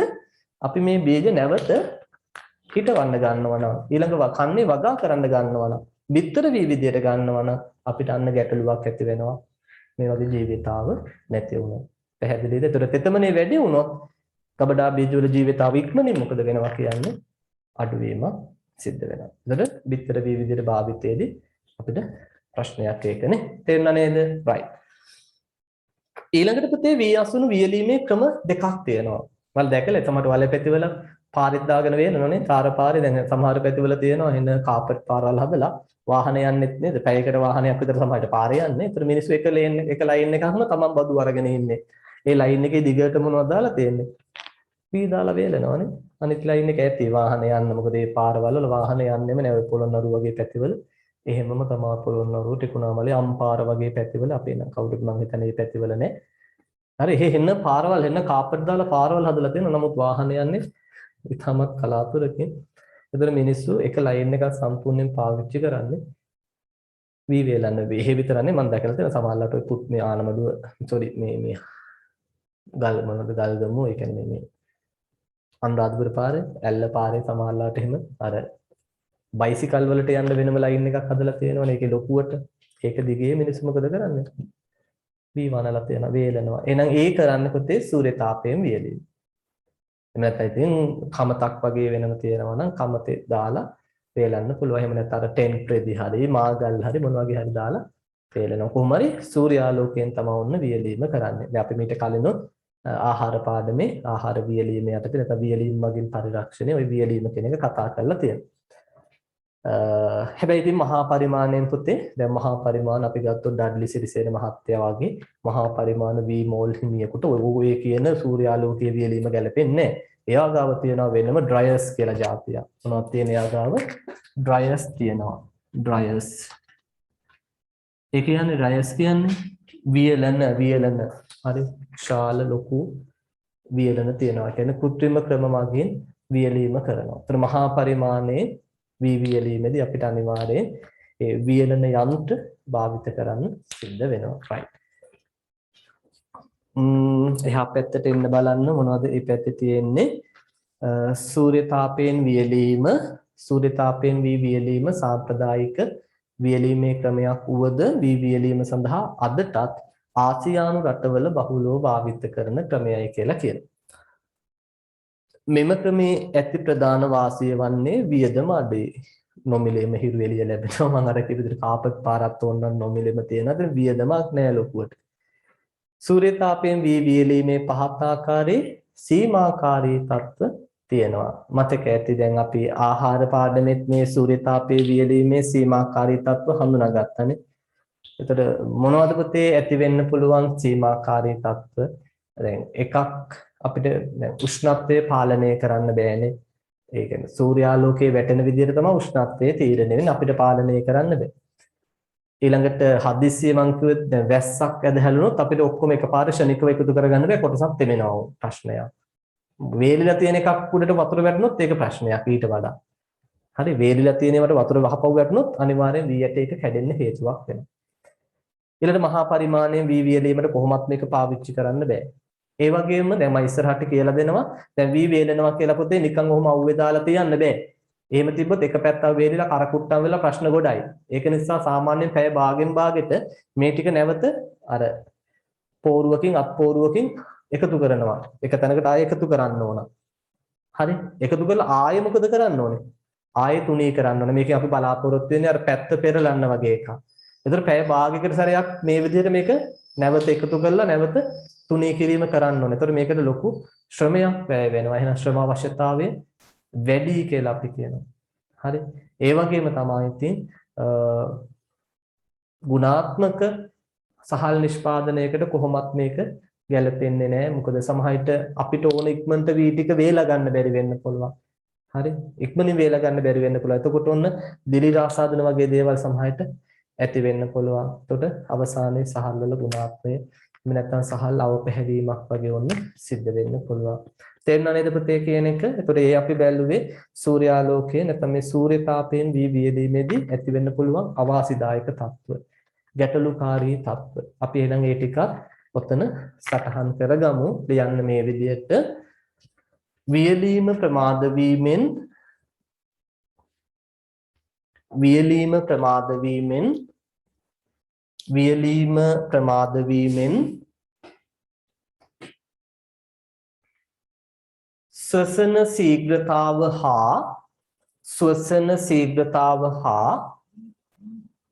ශ්වසන ශීඝ්‍රතාව හා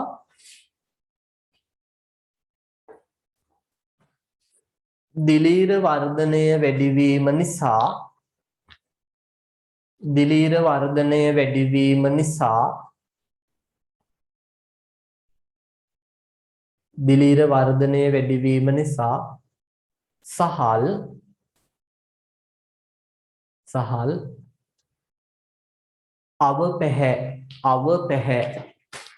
අවපැහැ වරහන් ඇතුලේ ලියා ගන්න කහ කියලා.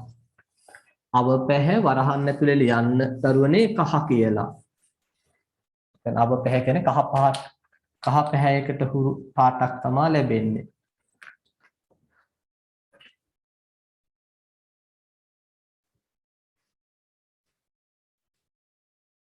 හරිද? වරහන් වහන්න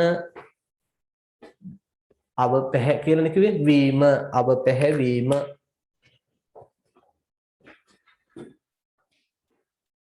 දෙක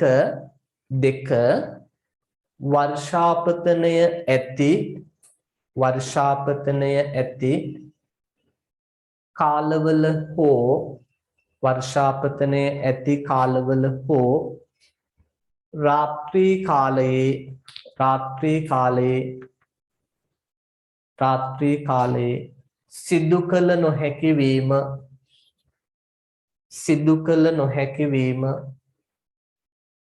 සිදු කළ නොහැකි වීම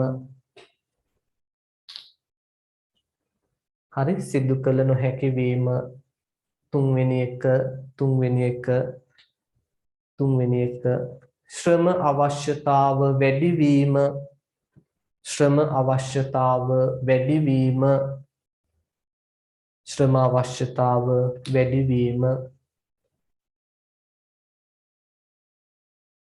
ශ්‍රම අවශ්‍යතාව වැඩිවීම හතර විශාල පරිමාණයෙන් සිදු කළ නොහැකි වීම විශාල පරිමාණයෙන්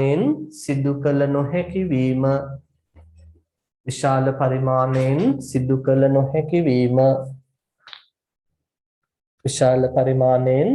කළ නොහැකි වීම පහ උෂ්ණත්වය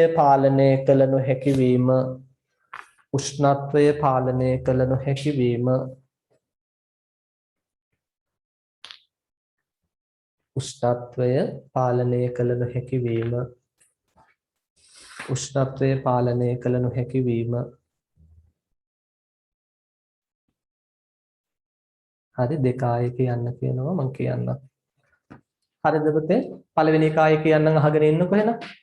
ඔන්න පළවෙනි එක වියලීම ප්‍රමාද වීමෙන් ශ්වසන ශීඝ්‍රතාව හා දිලීර වර්ධනය වැඩි වීම නිසා සහල් අවපැහැ වරහන් ඇතුලේ කහ වීම. එක හරිනේ. දෙක වර්ෂාපතනයේ ඇති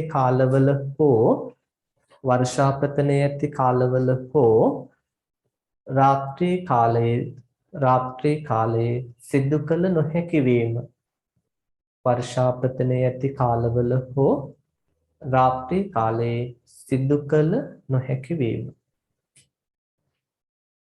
හරි. තර තුන්වෙනි එක කිව්වේ ශ්‍රම අවශ්‍යතාව වැඩි වීම. හතර විශාල පරිමාණයෙන් සිදු කළ නොහැකි වීම. පහ උෂ්ණත්වය පාලනය කළ නොහැකි වීම. පැහැදිලි නේද? right. මේ ටික හොඳට මතක තියාගන්න. අපෙන් අහන්න පුළුවන්. විවගතය කියන ගොඩක් දුරට අහන්න විවගතයේ අහන්න පුළුවන්. සූර්ය තාපයෙන් වියලීමේ වාසියක් හා වාසියක් ලියන්න. ඒකට අපිට වාසියක් විදිහට ගන්න තියෙන එකම වාසිය තමයි අඩු වියදම් ක්‍රමයක් වියදම අඩු කියන එක. අවාසි ඔන්න පහක් තියෙනවා පුතේ. ඒ අවාසි පහ මතක තියාගන්න. හරිද? right. ඊළඟට අපි බලමු මෙන්න මෙහෙම මාතෘකාවක් දීලා තියෙනවා පුතේ ඔයාලට. සූර්ය තාපයෙන් වියලීමේදී සලකා බැලිය යුතු කරුණු කියන එක. දැන් ඇත්තටම එක කරුණක් මම මේ වෙනකොට දීලා තියෙනවා ඔයාලට. ඒ තමයි අර එක දිගට අපි එකම විදිහට වියලීමක් කරන්නේ නැහැ. එහෙම වුණොත් මං කියවා එක පැත්තක් විතරක් වේලිලා කරකුට්ටම් වෙලා යන්න පුළුවන්. අනිත් පැත්ත වේලෙන්නේ නැහැ. දැන් පපඩනයක් උනත් බදිනකොට පුතේ පැත්ත මාරු කරනවනේ. ධම්මලා ගොඩක් දුරට බලන්නකෝ. වඩයක් බදිනකොට පැත්ත මාරු කරනවා ගොඩක් දුර. ඒ එහෙම කරන්න ඕනේ නැත්නම් එක පැත්තක්ම හර වෙලා යනවා. හරි. ඉතින් ඒ වගේ එකක් තමයි අපි අර මං කියපු විදිහට පැය භාගයකට වතාවක් එකතු කරලා නැවත තුනී කිරීමක් අපි කරන්න අවශ්‍ය වෙනවා. ඒ වගේම මතක තියාගන්න මේ වියලීමේදී එකපාර ජලය ටික අයින් කරලා දාන්නේ නැහැ. එකපාර වේගයෙන් අයින් කරලා දාන්නේ නැහැ ජලය ටික. අපි මේක ක්‍රමානුකූලව වාර කීපයකදී අවස්ථා දෙක තුනකදී වගේ තමයි කරන්න ඕනේ පුතේ. එහෙම නැති වුණොත් අපි කියනවා මේ අර මේක ආහාර පාඩමේ උගන්වනවා සාන්ද්‍රීකරණයේ වට මතක ඇති එකවර ආහාර කැබැල්ල නැත්නම් පළතුරු වගේ දේවල් එකවර අධිසාන්ද්‍ර ද්‍රාවණයට දාපු ගමන් පිටපැත්තෙන් ජලය අයින් වෙලා පොතේ මතක ඇති නේද? හරි පිටපැත්තෙන් ජලය අයින් වෙලා මේ විදිහට මොකක්ද ඇති වෙනවා කිව්වේ? තද ස්තරයක් ඇති වෙනවානේ. මේකට අපි කියව මොකක් කියලාද? කේස් හાર્ඩ්නින් කියලා කිව්වේ. මතක ඇති කියලා හිතනවා කේස් හાર્ඩ්නින්. එතකොට මොකද වෙන්නේ? පිටපැත්ත දැන් කර වෙලා ගිහිල්ලා තියෙනවා. ඇතුලේ තියෙන ජලය හැබැයි අයින් වෙන්නේ නැහැ දැන්. ඇතුලේ ජලය හැමම තියෙනවා. ඒ කියන්නේ හරියට වේලිලාද නැහැ? හරියට වේලිලා නැහැ නේ. එතකොට මේ අස්වැන්නට හානි වෙනවා. ඉතින් මේකම වෙනවා පුතේ V8 අපි එකපාර වේලන්න ගියොත් ලොකු උෂ්ණත්වයක් දීලා පිටපැත්තේ තියෙන ජලය ටික එකපාර අයින් වෙලා ගිහිල්ලා පිටපැත්තෙන් තද ස්තරයක් නිර්මාණය වෙලා ඇතුලේ ජලය ටික අයින් වෙන්නේ නැතුව තියෙනවා. ඒතර ඒක ප්‍රශ්නයක්. ඒ ධාන්‍යයට හානි වෙනවා. විශේෂයෙන් V-කෙටීමේදී කැඩිලා යනවා. පැහැදිලි නේද? ඒක නිසා එකවර වියලීමකට යන්නේ නැහැ පුතේ. අවස්ථා දෙක තුනකදී ක්‍රමානුකූලව V8 තියෙන ජලය ටික අයින් කිරීමක් කරන්න අවශ්‍ය වෙනවා. හරි ඒ වගේම මම කිව්වා මේ වේලපු වී කිසිම වෙලාවක වර්ෂාවට හසු වෙන්න නම් දෙන්න හොඳ නැහැ. හරි වේලපු වී කිසිම වෙලාවක වැස්සට හසු වෙන්න දෙන්න හොඳ නැහැ. එහෙම වුණොත් නම් අර අපි ඉගෙනගෙන තියෙනවානේ රත් වුණු වීදුරුවකට එකපාර සීතල වතුර දැම්මොත් ඌ පුපුරලා යනවා වගේ දෙයක් අපි අහලා තියෙනවානේ. ඒ වගේම මේ වේලිලා තියෙන වී යටට පුතේ නැවත ජලය ඇතුළු වුණොත් අනිවාර්යෙන් හාල් යටේ කැඩෙනවා කියලා අපි කියන එක ප්‍රසාරණය වෙලා වගේ කැඩිලා යනවා. පැහැදිලිද? රයිට්. අපි ඒ වගේ මෙතන පහක් ලියන්න තියෙනවා. මම තුනක් කිව්වා. ඒ ටික ඔක්කොම දැන් පොඩ්ඩක් සටහන් කරගමු නේද? ඔක්කොම කියන්න ඕනේ නෑනේ. ලියා ගන්න පළවෙනි එක මම ප්‍රධානම තුන කිව්වා වුණ.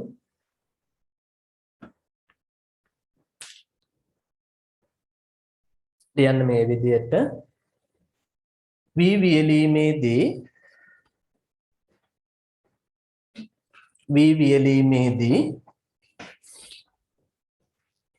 තෙතමන ප්‍රතිශතය එකවර අඩුවීමට වියලීමේදී තෙතමන ප්‍රතිශතය එකවර අඩුවීමට ඉඩ නොදී එකවර අඩුවීමට ඉඩ නොදී එකවර අඩුවීමට ඉඩ නොදී අවස්ථා දෙකකදී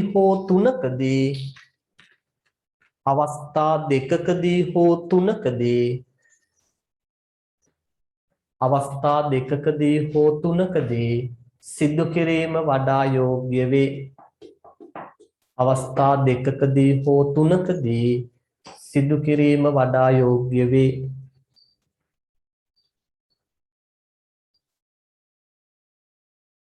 right ඒ යටතේ ලියා ගන්න මේ විදියට එවිට V8 මැද්දේ ඇති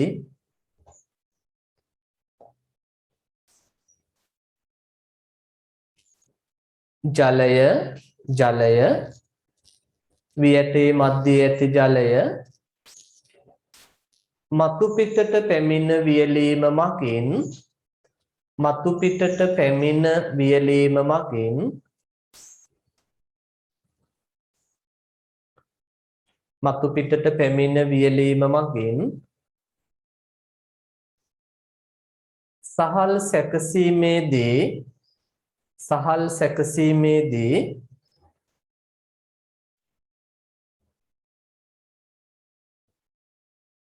සහල් සැකසීමේදී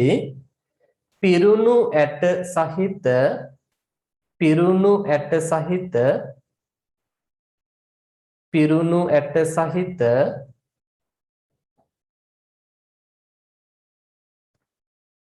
සහල් අස්වැන්න වැඩි කරගත හැකිය. සහල් අස්වැන්න වැඩි කරගත හැකිය.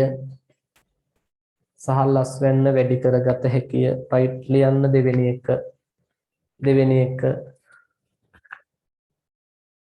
ගුණාත්මක බවින් ඉහළ ගුණාත්මක බවින් ඉහළ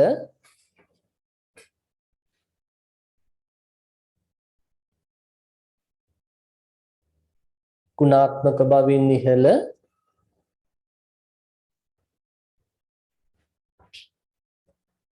වී ලබා ගැනීමට වී ලබා ගැනීමට වී ලබා ගැනීමට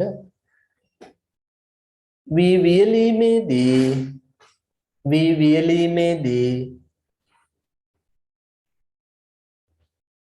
වී වියලීමේදී නිතර නිතර වී වියලීමේදී නිතර වී මිශ්‍ර කිරීම වැදගත් වේ.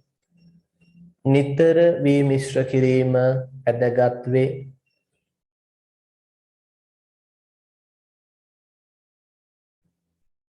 right පුතේ යටතේ පැහැදිලි කිරීමක් දාගන්න මේ විදිහට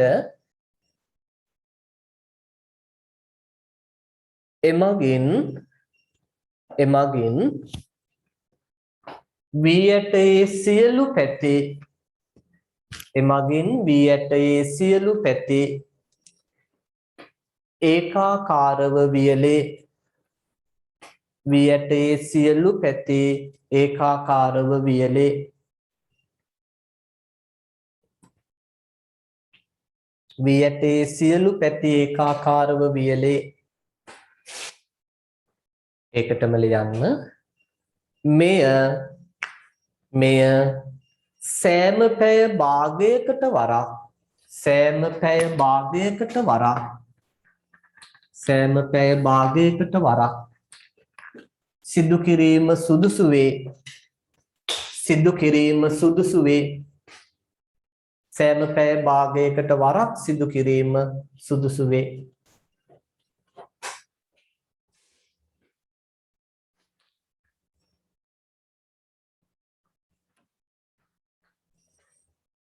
right ලියන්න පුතේ තුන්වෙනි එක. දැන් මේ දෙක පැහැදිලිනේ නේද? ගැටලුවක් නැහැනේ. ලියන්න තුන්වෙනි එක. වී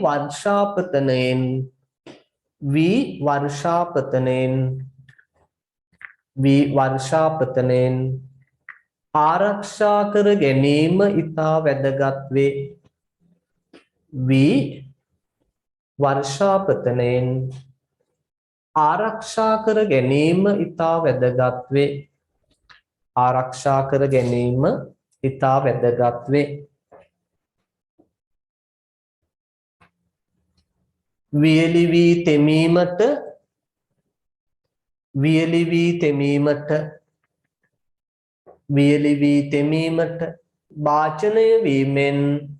භාජනය වීමෙන් වියලි වී තෙමීමට භාජනය වීමෙන්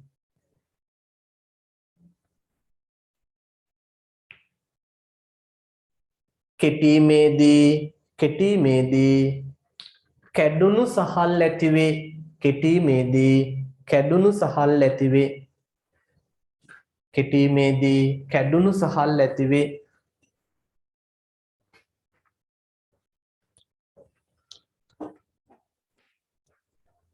හරි. ඔන්න තුන්වෙනි එක. ඒතර මම තව නොකියූ දෙකක් තියෙනවා පුතේ. ඒක එකක් තමයි අපි කියන මේ අධික සූර්යාලෝකයට නිරාවරණය කරන්න හොඳත් නැහැ. හරි. ඒතර අධික සූර්යාලෝක නිරාවරණය කළොත් අධික උෂ්ණත්වයකට පාත්‍ර වෙන්න පුළුවන්. ඒතර ඒකත් සහල් ඇටයට හොඳ නැහැ කියලා අපි කියනවා. ඒ වගේම තමයි පුතේ දැන් මේක ගොඩක් දුරට විවෘත වියලීමක් නෙවෙන්නේ. සූර්යාලෝකයේ වේලනවා කියන්නේ මම අර කිව්වේ පාරේ දාලා දැන් පාරේ දාලා තුන බල්ලෙක් ඇවිල්ලා බලු බෙට්ටක් දාලා යන්න පුළුවන්. බැරි කමක් නැහැ නේ. ඒක දූවිලි එහෙම මිශ්‍ර වෙනවා. ඒකත් අපි පුළුවන් තරම් වළක්වා ගන්න උත්සාහ ගන්න අවශ්‍ය වෙනවා. ලියන්න එහෙනම් 4යි 5යි දෙකම අපි ලියා ගමු. අධික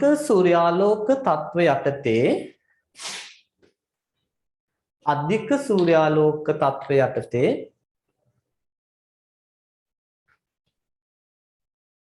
අධික සූර්යාලෝක තත්ත්වය යටතේ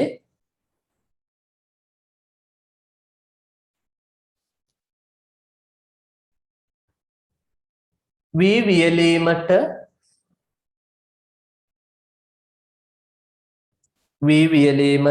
යොදා නොගැනීමෙන්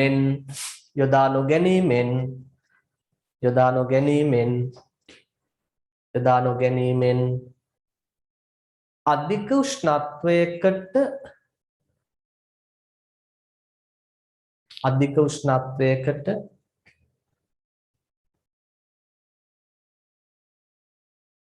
පාත්‍ර වීම වළක්වා ගැනීම අධික උෂ්ණත්වයකට පාත්‍ර වීම වළක්වා ගැනීම අධික උෂ්ණත්වයකට පාත්‍ර වීම වළක්වා ගැනීම අධික උෂ්ණත්වයකට පාත්‍ර වීම වළක්වා ගැනීම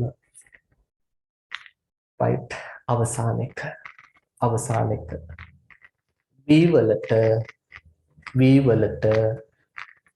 වී වලට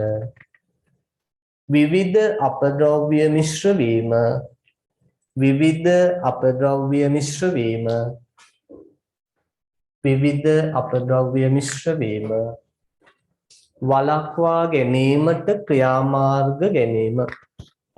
වළක්වා ගැනීමට ක්‍රියාමාර්ග ගැනීම වී වලට විවිධ අපද්‍රව්‍ය මිශ්‍ර වීම වළක්වා ගැනීමට ක්‍රියාමාර්ග ගැනීම හරි ඔන්න එතන කරුණු පහේව හතරක්ද කොහෙද ආව දැන් මම හිතන්නේ පහේ හතරක්ද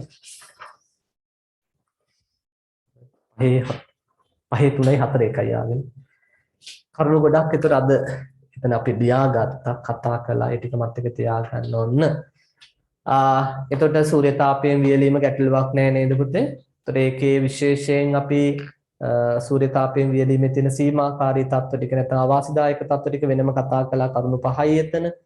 ඊළඟට සූර්යතාපයෙන් වියලීමේදී සලකා බල යුතු සැලකිලිමත් යුතු කරුණු 5ක් ආයේ කතා කළා.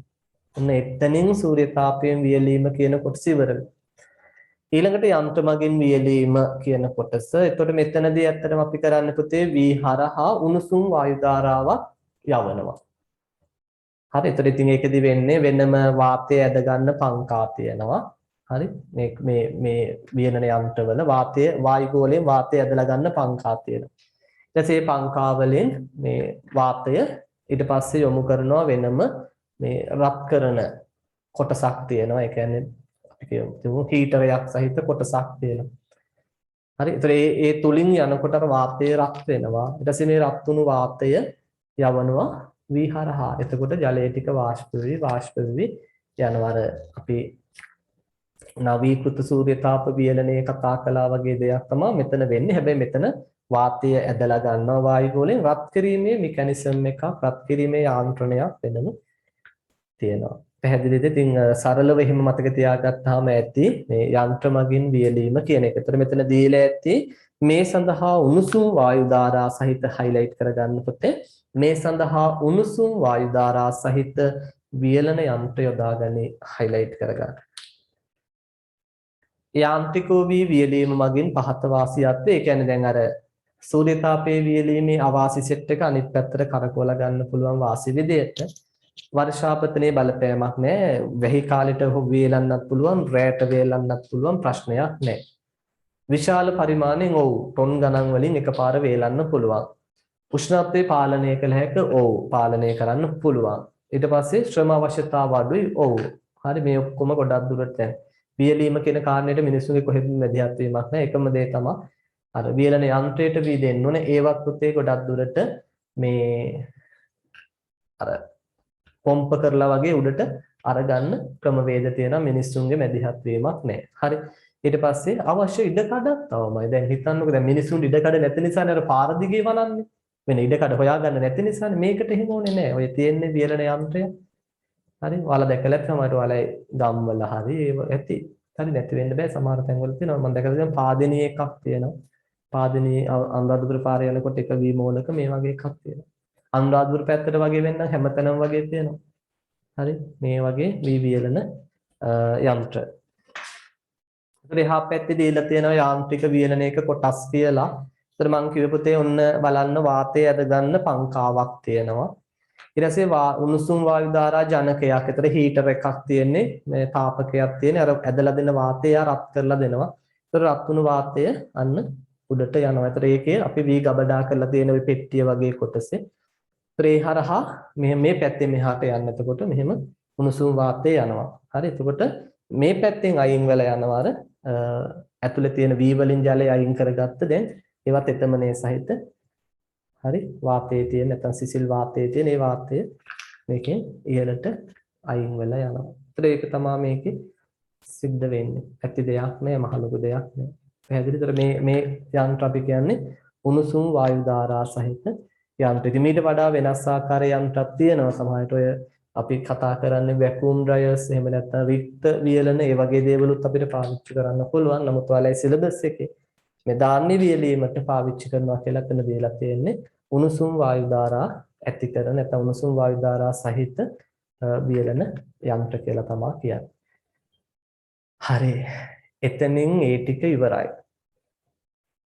ඊට පස්සේ අපිට තියෙන වී ගබඩා කිරීම සම්බන්ධව කතා කරන්න. ඊට කලින් ලාමදි වේ කතා කරන එක.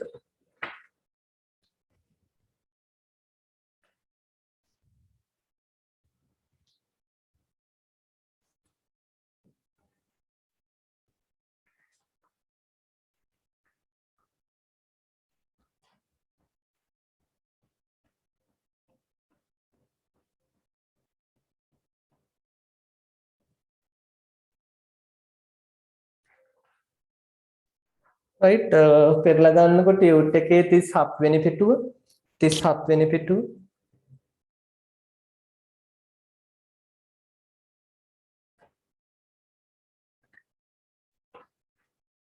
8 වෙනි ප්‍රශ්නය බලන්න කරන්න 8 වෙනි ප්‍රශ්නය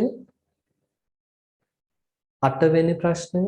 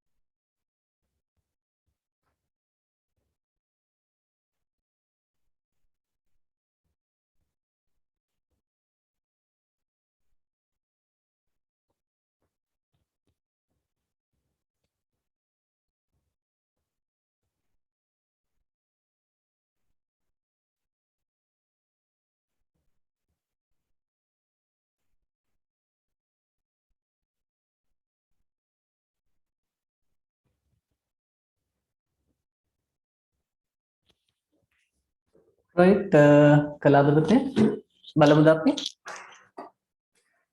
මොකක්ද අහන්නේ ගබඩා කිරීමට පෙර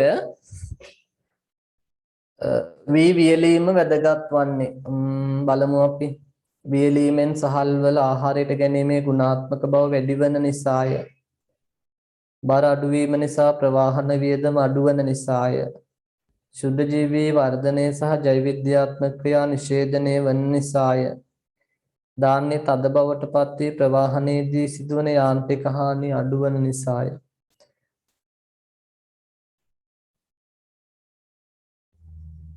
ජීවිතාව සහ ප්‍රරෝහණ ප්‍රතිශතය අඩු වන නිසාය.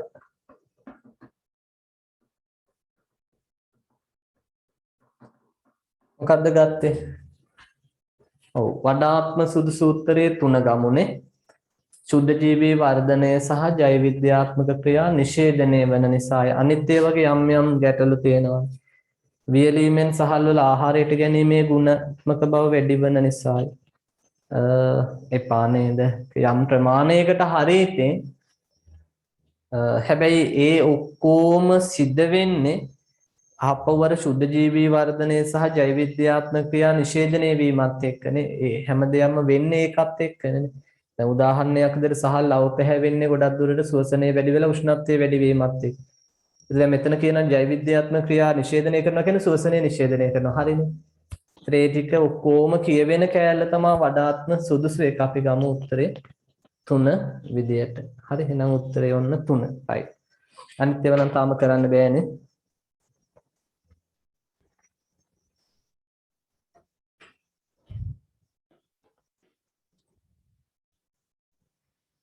right. ඊළඟට දරුවනේ අපිට තියෙන්නේ බලන්නකෝ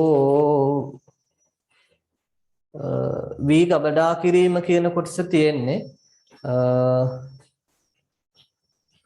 දැන් අපි දන්නවා අනිවාර්යෙන් ගබඩා කරන්න කලින් අපි වේලා ගන්න අවශ්‍ය වෙනවා වියලීම කරන්න ඕන.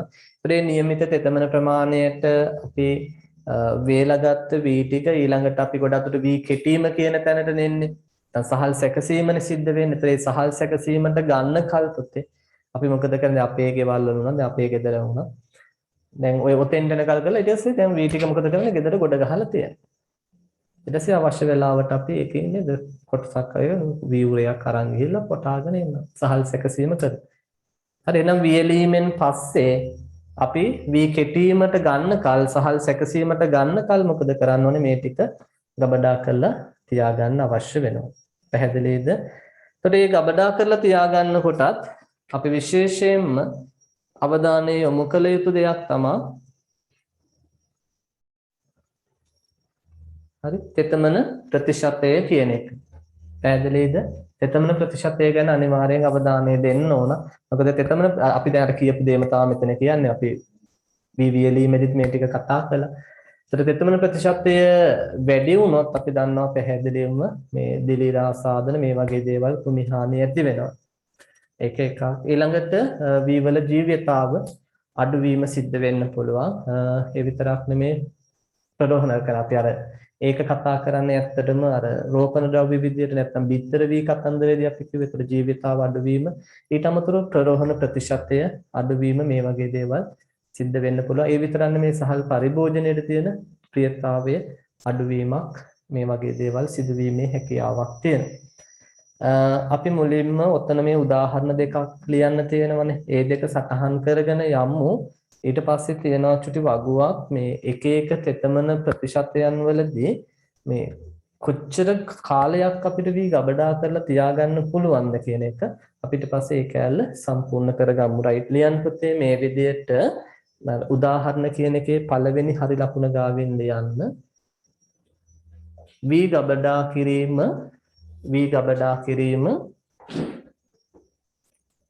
ගබඩා කිරීම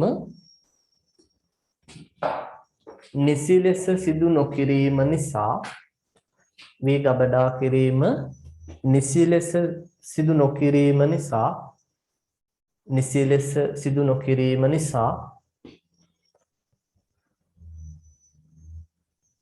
තෙතමනය වැඩිවීමෙන්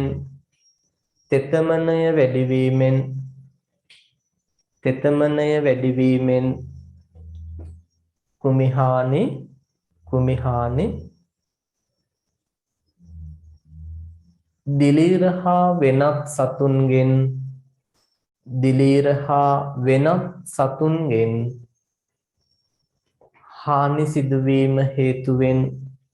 දිලීර හා වෙනත් සතුන්ගෙන්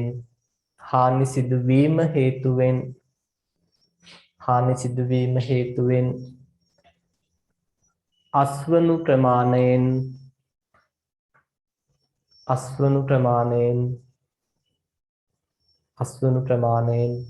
10%-15% ප්‍රතිශතයක් 10 චුටිරි කැල්ල 15 10 චුටිරි කැල්ල 15 ක ප්‍රතිශතයක්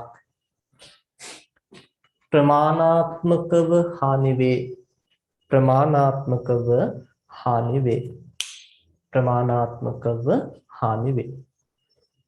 හරි 10ක 15ක වගේ හානියක් වෙන්න පුළුවන්. ඒ වගේම චුට්ටක් පුතේ මතක තියාගන්න මේ කාරණය අපි කතා කරනවානේ සහල් වල විවිධ පසුබස්වුණු ක්‍රියාකාරකම් නේද? සහල් වල විවිධ පසුබස්වුණු ක්‍රියාකාරකම් කතා කරනවානේ. ඒ ක්‍රියාකාරකම් අතරින් සහල් වල වැඩිම පසුබස්වුණු හානියක් වෙන්නේ මෙන්න මේ ගබඩා කිරීම. නැත්නම් මේ වී වල සහල් වල කියනට වඩා හොඳයි වී වල වැඩිම පසුබස්වුණු හානිය වෙන්නේ ගබඩා කිරීම. ඒක චුට්ටක් ඔයාගේ වචනෙන් ලියාගත්තත් කමක් නැහැ. හරි වැඩිම පසුබස්වුණු හානිය සිදුවන අවස්ථාව. ඒක ලියලා තියාගන්න. දැන් සාමාන්‍යයෙන් එළවලු පළතුරු වල නම් අපි කියනවා ප්‍රවාහනයේදී.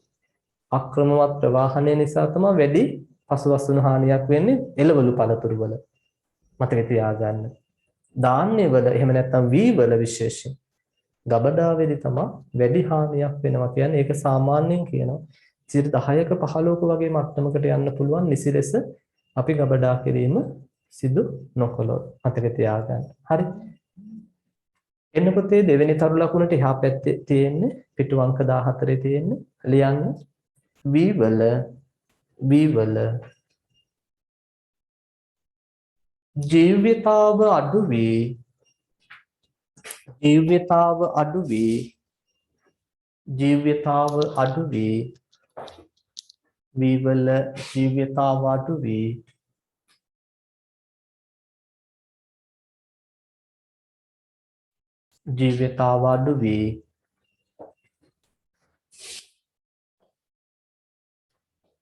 ප්‍රරෝහණ ප්‍රතිශතය අඩුවීම සහ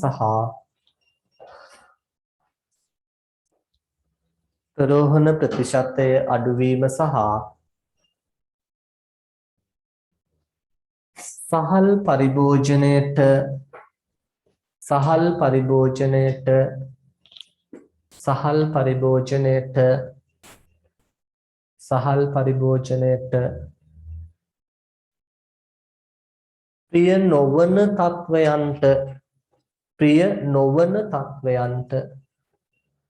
නොවන තත්වයන්ට පත්වීමෙන්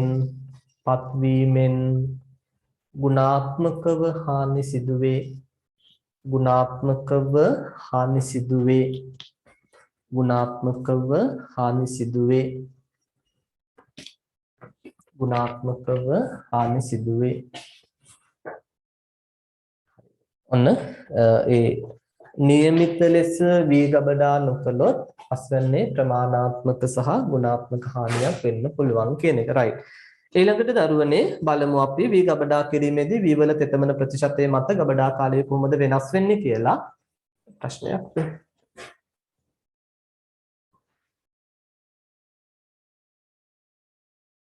අය මුල ඉඳලා කියන්න ඕනද?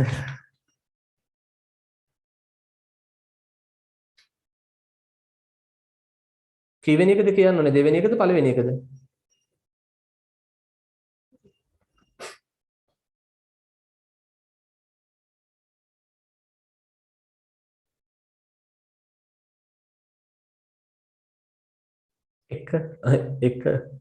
එක කියලා කිව්වේ වෙන එක්කෙනෙක්. එක්කෙනෙක් එක කියනවා අනිත් එක්කෙනා දෙක කියනවා. ඒ කියන්නේ දෙකම කියන්න ඕනේ. අම්බෝ. ඔන්න පළවෙනි එක අඩුපාඩු ඉක්මනට හදා ගන්න. වී ගබඩා කිරීම පළවෙනි හරි ලකුණ වී ගබඩා කිරීම නිසි ලෙස සිදු නොකිරීම නිසා වී ගබඩා කිරීම නිසි ලෙස සිදු නොකිරීම නිසා තෙතමනේ වැඩි වීමෙන් වී ගබඩා කිරීම නිසි ලෙස සිදු නොකිරීම නිසා තෙතමනේ වැඩි වීමෙන් කෘමිහානි දිලීර හා වෙනස් සතුන්ගෙන් හානි සිදුවන කෘමිහානි දිලීර හා වෙනත් සතුන්ගෙන්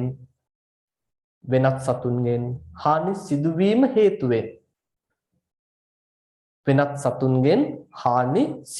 හේතුවෙන් අසුණු ප්‍රමාණයෙන් 10%ක 15ක ප්‍රතිශතයක් ප්‍රමාණාත්මකව හානි වේ. අසුණු ප්‍රමාණයෙන් 10%ක 15ක ප්‍රතිශතයක් ප්‍රමාණාත්මකව හානි වේ. 10%ක 15ක ප්‍රතිශතයක් ප්‍රමාණාත්මකව හානි වේ. රයිට් ඒක හරිනේ. ඊළඟ දෙවෙනි එක වීවල ජීවිතාව අඩු වී දෙවෙනි එක වීවල ජීවිතාව අඩු වී ප්‍රරෝහණ ප්‍රතිශතය අඩු වීම සහ වීවල ජීවිතාව අඩු වී ප්‍රරෝහණ ප්‍රතිශතය අඩු වීම සහ සහල් පරිභෝජනයට ප්‍රිය නොවන තත්වයන්ට පත්වීමෙන් ගුණාත්මකව හානි සිදුවේ. සහල් පරිභෝජනයට ප්‍රිය නොවන තත්වයන්ට පත්වීමෙන් ගුණාත්මකව හානි සිදුවේ. හරි නේද?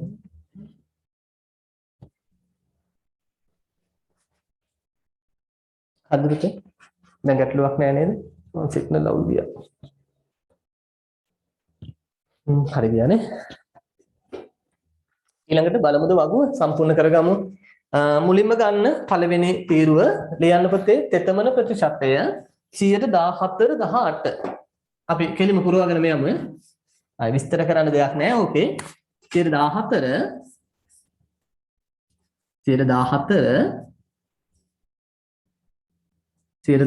අතර හරි ජල ප්‍රතිශතයක් තිබුණොත්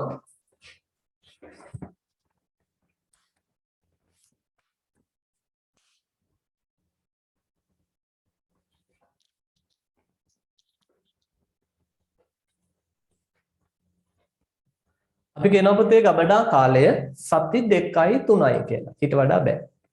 හරි සති 2-3ක ගබඩා කාලයක් තමයි තියෙන්නේ. සති නෙමෙයි මාස 2-3ක.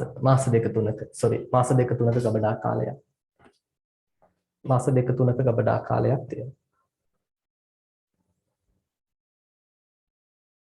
හරි එතකොට කොහොමද ගුණාත්මක බවට හානි සිද්ධ වෙන්නේ පුතේ? ගුණාත්මක බවට හානි සිද්ධ වෙන්නේ ඉස්සරහින් ලියන්න දිලීර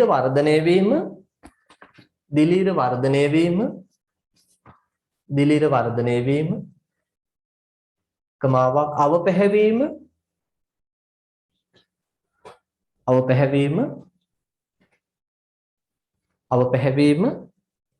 කමාවක් ශ්වසන නිසා හානි සිදුවීම. ගොඩදුර බර අඩු වෙනවා පුතේ.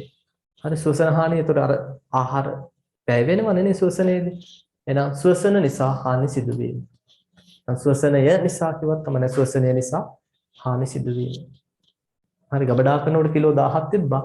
මාසෙක විතරම අයිනකොට කිලෝ 800යි. ඉතින් 200ක්ම අඩු වෙලායි. අර අසුණු කියන්නේ සංචිත ආහාර හායනය වෙනවා. ශ්වසනය කරද්දී. හරි ඊළඟට දෙවෙනි එක ලියන්න පුතේ 13 හෝ ඊට අඩු 13 හෝ ඊට අඩු. හැබැයි මෙතන මෙහෙම එකක් දෙනවා. ඊට අඩු කිව්වට මේක 9ට වැඩි. මොකද අපි ඊළඟට කතා කරන එක 9 කියලා ගන්නෙ. හරි? ඒක වඩා හොඳයි එක්ක 13 9 අතර කියලා ගත්තත් කමක් නැහැ. හරි?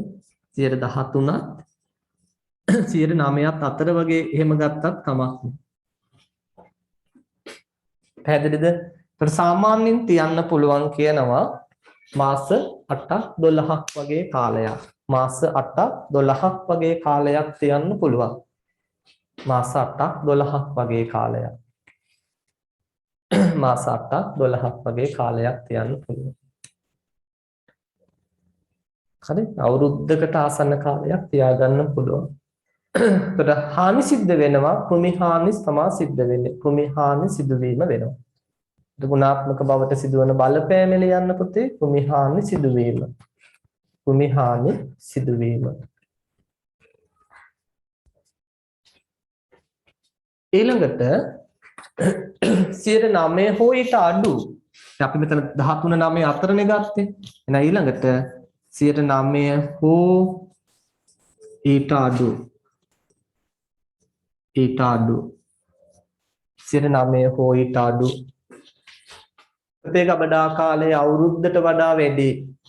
ලියන්න අවුරුද්දට වැඩි. ගබඩා කාලය අවුරුද්දට වැඩි.